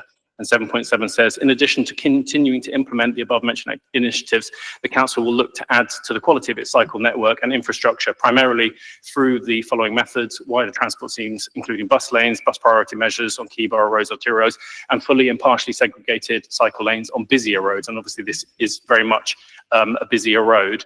I guess that my question is, like, how much was that considered as a part of it? And although it's not part of the council's framework, the Hackney Council's guidance on the main roads technical note 2023 to 2026 was saying that if it's not impossible, then that kind of segregated cycling should be included. So I just want to know if both of those have been really considered as part of this, irregardless of the fact that it's a town making space and the sort of consultation responses as well. Please go ahead and. Thank you. Yes, and I think the answer is yes, it has been considered, and it points to the broader challenge of designing for a transport network, a transport system. It is not a series of, well, it is a series of schemes, but we don't look at it when we set a transport strategy. That sets the vision for the borough. When we talk about creating cycle routes, we talk about creating direct, coherent, connected, demand-led cycle routes through the borough. And I'm really proud of what we've done since 2015, because we have a map in the office of what we said we would do in 2015 and 2018 and 2019. And we've delivered on those strategic cycle routes. So we're in the process of completing the Dalston to Lee Bridge cycle route, and that's got segregated cycling along the route. Now, what used to be called Quiet Way 2 and is now called Quiet C27, we've completed that in this time. We're building segregated cycle lanes on Queensbridge Road right now. We've done green lanes. We have plans for Seven Sisters Road. So that point is really important, but that really is taking a network view, and it doesn't suggest that the same solution is appropriate for every location. We still have to apply judgment and local circumstances to local schemes.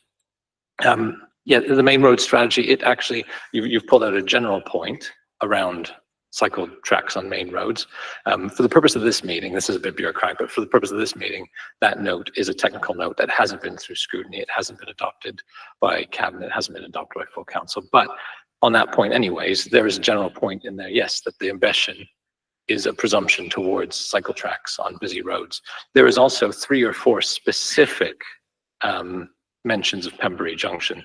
The author of that note clearly is thinking about Pembury Junction, and it talks about placemaking, and it talks about reducing traffic, talks about cleaner air, more trees, doesn't talk about separated cycle lanes. So I would normally say in a policy document, if there's both a general statement and a specific statement, the intention is the specific statement. But I just want to correct something. I didn't say that we have less of a consideration of safety at this location. We have looked at the safety records of different types of junctions. And if we are to look at LTN 120, and if we're to look at the details of the Junction Assessment Tool, it is not an objective safety measure. It is a tool that designers have that actually indicates, if you look in the scoring is about who would feel comfortable using the space. And it's not a criticism of the tool. I think it's a good tool.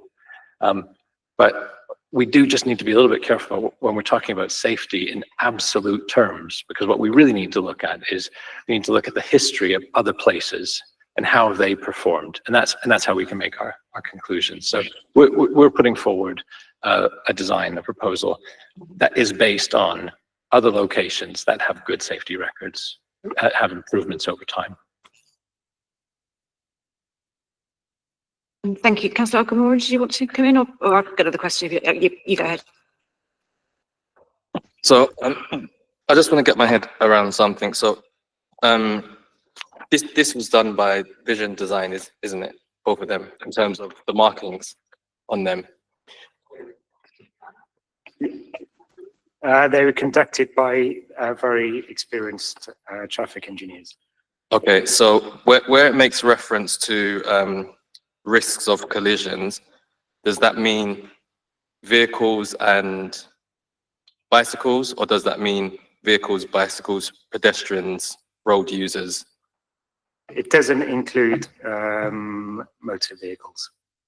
So it's So where it says minimal risk of collision, is that between a cyclist and a pedestrian? Or is that a vehicle and a cycle? It's between vehicles and cycle.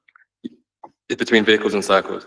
Okay, yeah, because I think we will admit that we have a responsibility in a diverse borough such as Hackney to ensure that we have kind of respect, equality and equity in terms of those using the roads, in terms of the roads and also the pavements.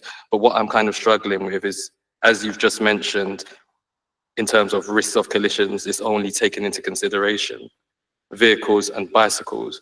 What about pedestrians? Because from the Vision Zero design, it would appear that there will be a risk of collisions with pedestrians. So the way this has been marked does not seem correct. So if I could get some clarity on that, that would be helpful, please. Yeah, maybe I can assist here. I didn't do any assessments or any of the designs on this. So the Junction Assessment Tool is designed to be a general check on this. There's 5 principles: safety, comfort, attractiveness, and so on. And it's a check. And when you're looking at it, there's lots of different things going on. You look at each movement that's possible through the junction from a cycling perspective. So for example, if you cannot make a turn, that scores a 0 for that particular score. And for this one, it's quite a complicated matrix that you'll generate. It is possible to, it's never been published by Active Travel England, but there is one which includes pedestrians as well. But the bigger risk in terms of people being injured, it has been around cyclists versus motor vehicles.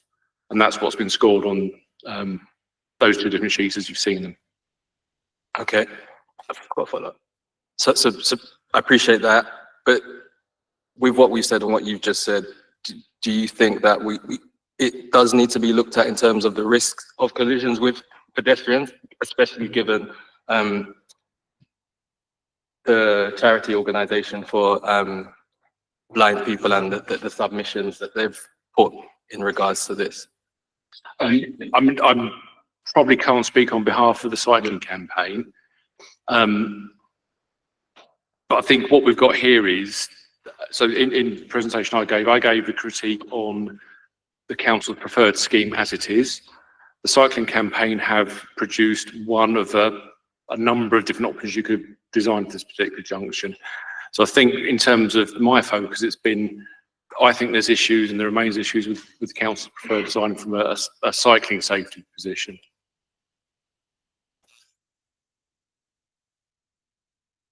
Oh. Just to add a couple of points to that. One is the road safety audit that we mentioned before, but the big risk that was highlighted at that was the removal of the pedestrian crossing. That has not been in the Hackney design. That has not been addressed at all. We address it in our design, so that's a major benefit for pedestrians. The other point is to look at stats. You know, where else has this been done, and has it led to significant pedestrian injuries? The answer is no. But again, we go back to what we're asking for, is a rapid assessment by the experts who can look into this and give more information. Why would you not want more information from experts before making the decision? So that's, you know, those are questions that they'll be able to answer as well, but why not have that? It doesn't cost anything, it doesn't take much time, you're losing nothing by doing that. Referring it. Thank you. I'll make sure that the officers respond to those points in due course. So Councillor Sadek, and then I've got another question on. Thanks, Chair. So it seems to me, leaving aside the sort of respective merits of the various plans, that it seems to me that the sort of essence of this call-in is about whether or not the council has taken on board the contributions that Hackney Cycling Campaign have made as part of this process, and specifically whether or not they've considered your proposal, which goes into some detail.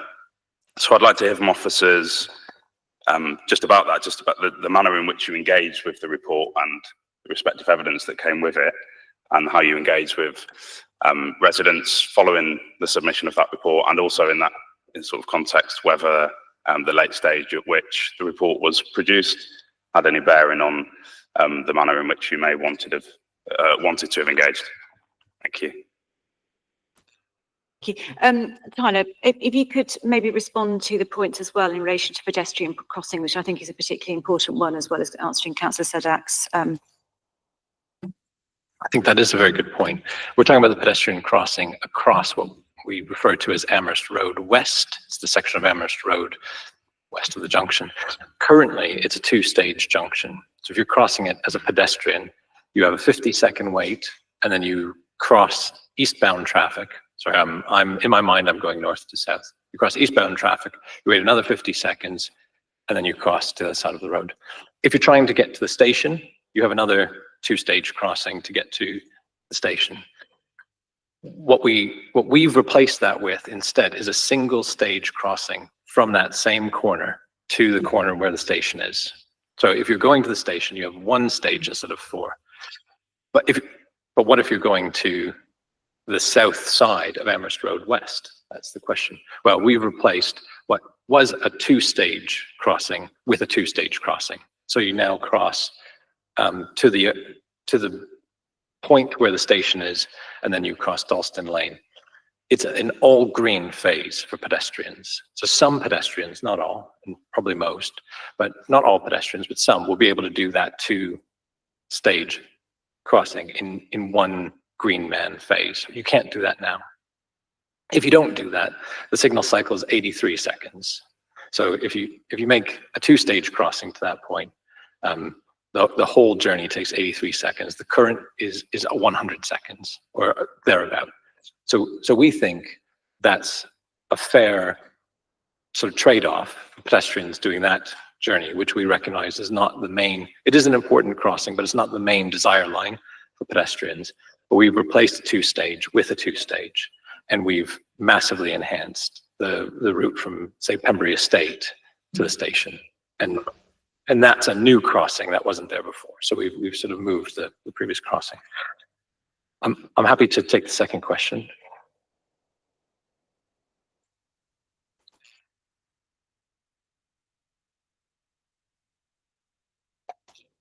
Yeah, it was just about how officers have engaged with the proposal that's come in from Hackney Cycling Campaign. Just specifically thinking about, well, I suppose for the part of the question that I'm asking is about the way that the safety considerations around cycling have to be, as you've said multiple times, contextualised within the fact that this is town centre project primarily, and so secondary consideration is probably not the right way to put it, but hopefully you understand what I'm saying. So just within that context, and given when it came in, I'd just like to understand the level of engagement with HCC and the way in which you engage with the evidence that was provided. Thank you. I'm sorry that we've come to a deadlock on the issue, because we do have a long-standing relationship in terms of the HCC providing challenge for our schemes, and as I said in my presentation, that's really welcome. But I think we've met at least 3 times, if not more, since January. One of the things that I said in this seat in July was that we would have a more structured approach to stakeholder management, stakeholder engagement. That's what we've been trying to do, to make sure that all stakeholders have an opportunity to feed into the designs at different stages. We have a stakeholder list of about 100 different stakeholders. We obviously can't meet with all of them 3 or 4 times. I think in the call-in, there's quite a lot of evidence of a dialogue between officers and the HCC. Fundamentally, they put forward a feedback in January, February, March, in the winter. And we took that seriously, and we went away and we commissioned, we invested in designing up a version of that feedback. And then we considered it in depth. We've also just fully taken on board other observations that they've made. I think in the key decision report, we've listed out all of the feedback that they provided in writing. And then, as I mentioned, we engaged with the concept that was put forward in February. We've also engaged in detail with a version of the design that you've seen today that was put forward to us in July. And that included a meeting between myself and the Hackney Cycling Campaign before I made the decision, and followed by email. So we have really thoroughly considered the information that they've put forward.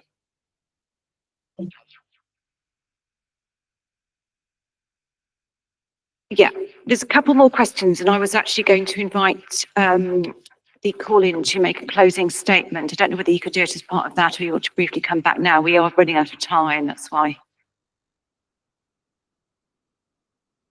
You can briefly do it now if you really want to, but that was okay. So we did meet with Streetscene, and as Tyler said, we appreciate the relationship we have with you and with officers. However, the meeting after the meeting in July, when we presented this the first kind of draft of the scheme, we offered to speak to you that to take that forward, to take the kind of plans, to work on them, to take your feedback on board. We didn't receive any further communications on that, nor did the designer, until we really pushed to get a meeting just before the decision was made, a few days before. That took emailing everyone we could think of, getting press, stories in the press, pushing as hard as we possibly could in order to have a meeting before the decision was made. So yes, you did meet us in July. After that, there was nothing until basically the decision had been made, and we did have a meeting, which failed to persuade you to change course.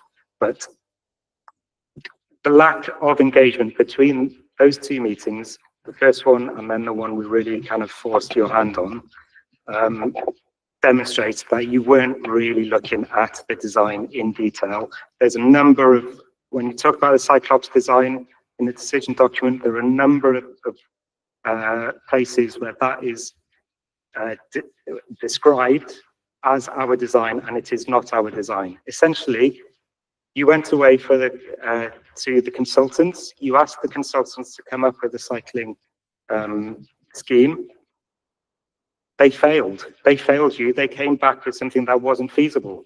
We showed, you told us that a cycling scheme was not feasible there. We showed you that it was feasible. And after we showed you that it was feasible, we had no more communications on that scheme. Thank you. Thank you. I don't want to long to and fro. I'm going to allow you briefly to come back on that, Tyler, then we're going to move on to some other questions. Sorry, just a point of fact. I think when you say you mean street scene. I only came back to you in our meeting, whenever that was, September, and then my email to you. I don't remember putting in that email that steer failed on the design. I'm quite confident. Yeah. Yeah. No, I didn't say that. I considered the option of a design like what was put forward in the feedback from the public in February, involving cycle tracks. We considered that, and then we decided on a number of grounds to favour the council's current proposal. We were meeting other groups, yeah, and we have other people to meet, and I did reply before making a decision. So I appreciate that was 6 weeks, 7 weeks after your last meeting with officers, but the question was around how we engaged with you. We've met 3 times, engaged by email several times. Thank you for that exchange. It's really helpful. I think it's clarified some important points. I mean, I've got one more question. I'm going to bring in Cllr Binnie-Lubbock, Cllr Sadek, and then I'm afraid we're finished because we do need to move on. I've got one, well, I'm just going to make a sort of really brief statement. I mean, I think we've all sort of celebrated Hackney's success in cycling, and I think it's something that we all can be proud of. I would also say that, that campaigners and members of the public who are passionate about cycling, and there are a number of people who have been passionate in relation to this scheme, people who I would see feel genuinely feel safer in certain designs of scheme, have taken the trouble to write into the council. And I really hope that whatever the outcome of the hearing, the proceedings this evening, that relationships can be restored and go back to their previous constructive spirit. So my final question really is in relation to the funding of this project. If the outcome of these evening's proceedings, and obviously I'm not second guessing anything, was to make a recommendation for reconsideration, and that was a different design, including a segregated cycle scheme design, how would that affect the funding available for this scheme and also the timetable? So you could briefly answer that. Now, 2 more questions from members and then we'll go to summing up. Thank you. Funding from central government must be spent to a timeline. It's currently March 2026. I think that's probably more of a question for the monitoring officer, to be honest. I think time pressures is one of the reasons why the monitoring officer can reject a call-in. I think the fact that we're here this evening shows that that's been considered, and there's sufficient reason to think that extra time can be absorbed within the process. We have to flag that it would be a risk, but then we don't know what the outcome of the statutory consultation would be. We don't know what other representations would be. So that that process is built into the timeline. And if it means more work for officers, then we'll just do it. Yeah. What I can't do is I can't commit other agencies to a timeline. Active Travel England have a prioritization methodology of how they'll prioritize requests for their assistance. So that's something that's out of our control. Really helpful. So Cllr Binnie-Lubbock and then maybe Cllr Sadek, if you could take those questions together and then we'll. Yeah, so I wanted to draw some attention to the consultation responses. It seems like 8.54 people were saying that safety was an issue, overwhelmingly identified by participants as unsuitable for pedestrians and cyclists in its current orientation. There's broad support for moves to prioritise this for active travel. And at 8.58, they preferred segregated cycleways. I also think at 8.96, there's a bit of an admission that there is no benefit for children, whereas obviously making more segregated cycle lanes would probably improve children's access to cycling and this junction. I also kind of don't understand about the desire lines, and we've talked about that multiple crossing.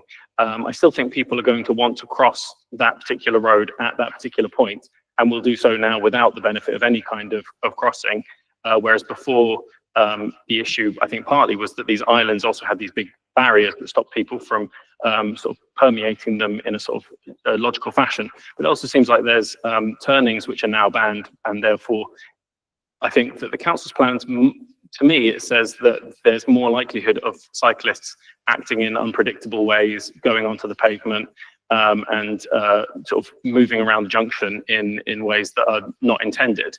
And also in terms of like clarity, having turns which are no longer allowed, and bicycle signage painted on the ground that's going to be, as the report says, driven over by HGVs. I'm not entirely convinced by this clarity point. So I'm just wondering if you could say anything around the consultation and how you balance that. Is it just a question of it doesn't match with the sort of pre-decided strategy for the area? Points there, so I'll let you take them, but then we've got quick questions, Councillor Sadek and Councillor Patrick, and we will. And not at all. We don't have pre-imagined responses to consultations, but we received over 1,000 responses. We received over 1,000 online, and then well over 100 records of attending a workshop, which we tried to capture with notes. I think the fact that we put that in the report shows that, yeah, absolutely, people are saying this, and there's a diversity of opinion. Yeah, and we put it in the report to be open and transparent about what people are saying about the scheme. Making a decision to go one way or the other when there's a difference of opinion doesn't mean we're not taking into consideration what they've said. As I've said, we got that feedback in February through that consultation exercise. We went away and we considered in depth what that would look like for the space. Yeah. I'm sorry, I've maybe missed the plot and the other questions. Oh, will cyclists use the space in an unpredictable way? It's a cheap thing to say that cyclists will cycle on the pavement. Yeah, sorry, no, I'm not saying that you're saying that. I'm saying it's a general rule. We get a lot of correspondence on it. Yeah, sometimes there's illegal behavior on good infrastructure. Sometimes there's badly designed infrastructure that leads to more illegal behavior. I can only point to evidence of what happens at similar junctions to this. And yeah, if we look at a junction like Pembury Circus, yeah, which was pretty similar junction, a bit more motor traffic flows, but kind of in the same realm. It's an A road going through. It's a complicated junction with more than a 4-point junction. In 2014, the City of London does a scheme that's pretty similar to what we're proposing at Pembury. Builds out the pavements, reduces traffic on several of the arms through banned turns and other traffic restrictions, and they've seen positive safety outcomes. I don't know if they measure cycling on the pavement there. I'm sure they get as much correspondence as we do. But I would, in my professional judgment, if you design a space to be intuitive, direct, understandable, it makes it easier for people to follow the rules of the road.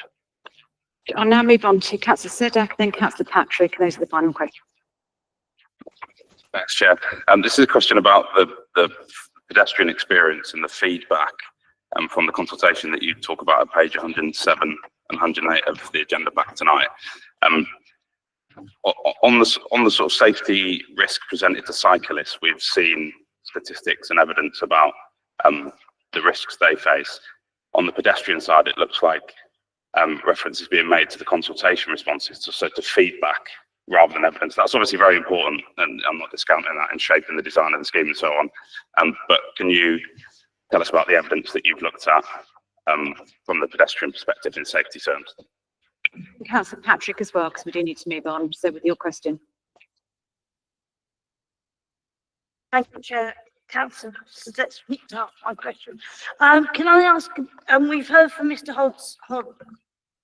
Hodgson, sorry, from the Blind Society, about the problems, the news that putting the cycle lanes in that the cycle campaign want put in will cause to visually disabled people.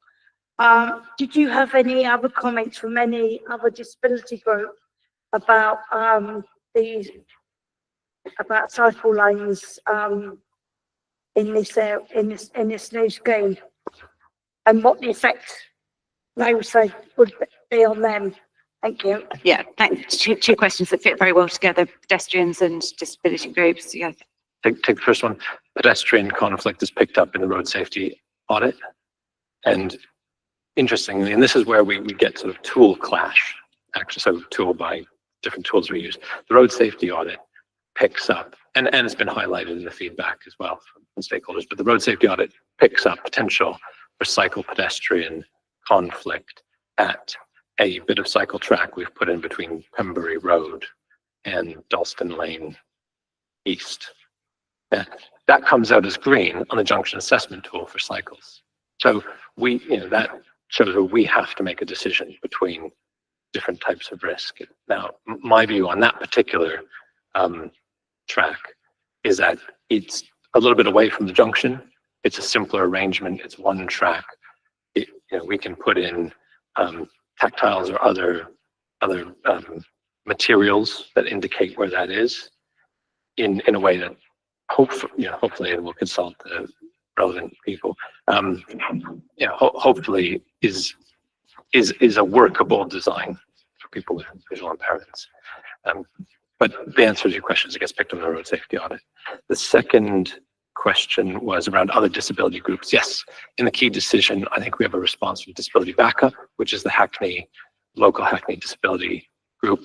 And I don't have it in front of me to pick up exactly what they've said, but I seem to remember that was generally positive towards the benefits of the scheme.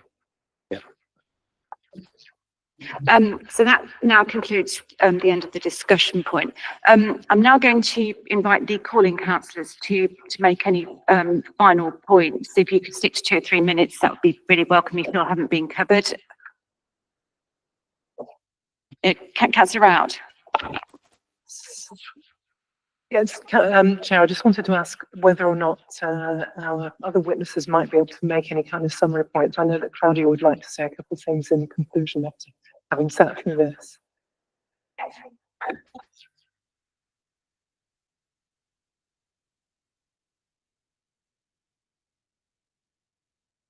Fine, in total, stick to 2 or 3 minutes if that's possible. So who's going to go first? Yeah. Yeah, thank you, Chair. I just wanted to add a couple of things. So first of all, I wanted to stress that this is about the accident that I failed to mention earlier. It happened at 2 a.m. and I know that the scheme will reduce traffic drastically, but when I had my accident, there was no traffic whatsoever. It was just one car and me. So I just wanted to stress that. And then obviously I am no one to comment on the technicalities of the scheme. I just wanted to add something as someone who nearly lost their life on the junction. I appreciate all the sympathy and I appreciate the commiseration, but I feel I struggle to take it to heart because when the new scheme, and if the new scheme is approved, I will still be terrified to cycle through the junction. And a lot of people that I know who cycle will be terrified to cycle through the junction. And I wonder what you're going to say to the next person who will come here and tell you a very similar story to the one I told you tonight, knowing that you could have passed a scheme that was safer. Thank you.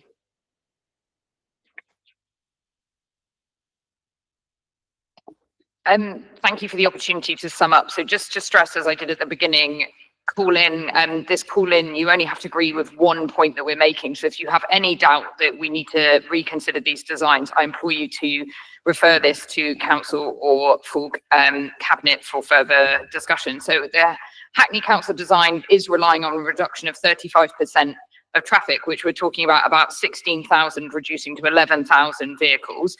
That's still a huge amount of traffic on our roads, and it's not a safe level, and it's not conducive to a safe place or a town centre destination. This is a junction, and the risks of it must be considered.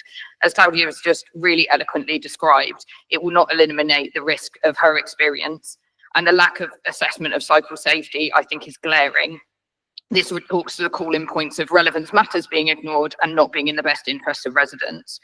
Tonight, we've heard admission of this being a pedestrian-focused design, with lack of assessments, poor consideration of cycle safety, which makes the commitment to Vision Zero hollow and dangerous. The levelling up bid is now being described as not being cycle focused, yet it was asked for Hackney Cycling Campaign support. So that, I think, talks to the point of a lack of clarity of aims and desired outcomes. Andrew and Vincent spoke about their concerns that they did not want illegal, uncontrolled traffic on the roads. We totally agree. We don't want that either. And that's why we think that a design that separates cyclists and pedestrians and cars and has specific areas for each of those modes is much safer, as it does in the Vision Zero design. We can have a design that's safer for cyclists and pedestrians with features that ensure that people move through the junction safely. This Vision Zero design is backed by living streets. It's clear that there is a real concerns presented today, and we are not asking you to decide over the design. We are simply demanding for safety for residents, children, young people, and an independent assessment to be made. So we're asking you to refer this to Active Travel England, who can do this quickly. And we want to avoid any doubt. We want everyone to leave this room knowing that we've done absolutely everything we can to make this a safe junction. So we want you to refer this to Cabinet or to Council to call for an Active Travel England review, so we have no doubt. Thank you. Tyler, I don't know whether you want to make any final points, preferably ones that haven't been covered yet, but I do feel like I have to correct a point of fact. In the call-in document, this is called a circulating cycle design, and it was relevant in the call-in document because there was some criticism of us using the phrase cyclops. I'm not aware of any document that refers to a Vision Zero junction design. I understand the point being made, but what we're trying to say is we agree on the underlying principle of trying to make this space safer. By reducing traffic, it's not just about the traffic reduction. The traffic reduction enables us to physically transform the space, to slow traffic down by having junctions, having the junction narrowed so that vehicles cannot take the turns at speed, and also putting forward a scheme that's an excellent place and excellent for pedestrians. I just want to say once again, thank you very much, Claudia, for coming. I'm terribly sorry about your experience, and I appreciate that, you know, this forum isn't going to be one where we can address that appropriately. And I do want to finish on saying, you know, I understand some people don't feel comfortable cycling. That is something that we need to address as well. I think Councillor Young did address that in her point about the wider cycling network. And it's something that we look forward to working with you on developing in the future. and now drawing this part of the meeting to a conclusion, and we're going to be retiring for our deliberations and sort of panel members. Tracy. Yeah, the committee. Everyone else is welcome to stay in the chamber if that's what you want to do. So.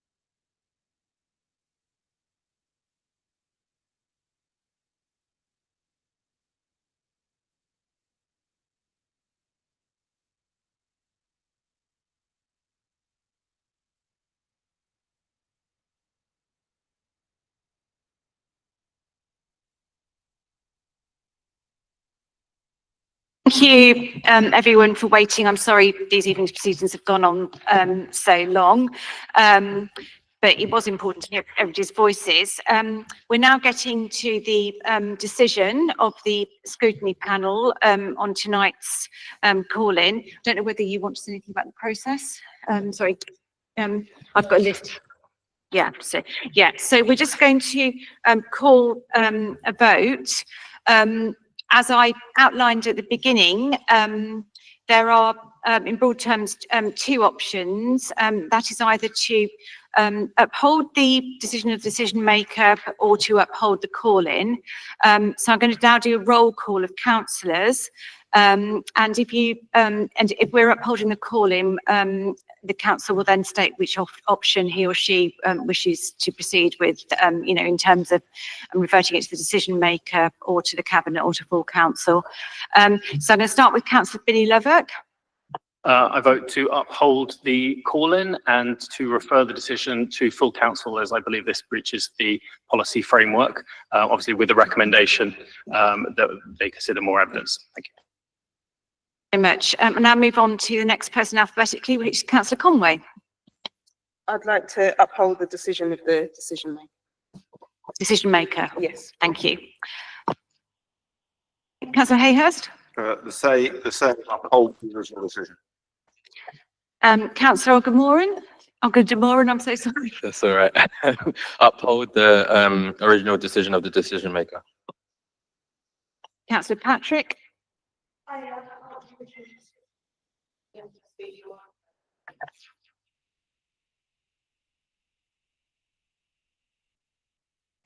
Uphold the original decision of the decision maker. Thank you very much. Then Councillor Sadek. I vote to uphold the original decision. Yeah. I think that's a clear majority. So if I've understood correctly, I don't need to vote the chair unless there's a casting vote, which I don't think is needed. So the conclusion of tonight's proceedings is that we're upholding the original decision of the decision maker on this occasion. So thank you very much, everyone, for attending and contributing to a really, really good discussion. Thank you. I now, is there anything else? I haven't been notified of any other business, so I now conclude the meeting closed. Thank you, Chair. Thank you, Chair.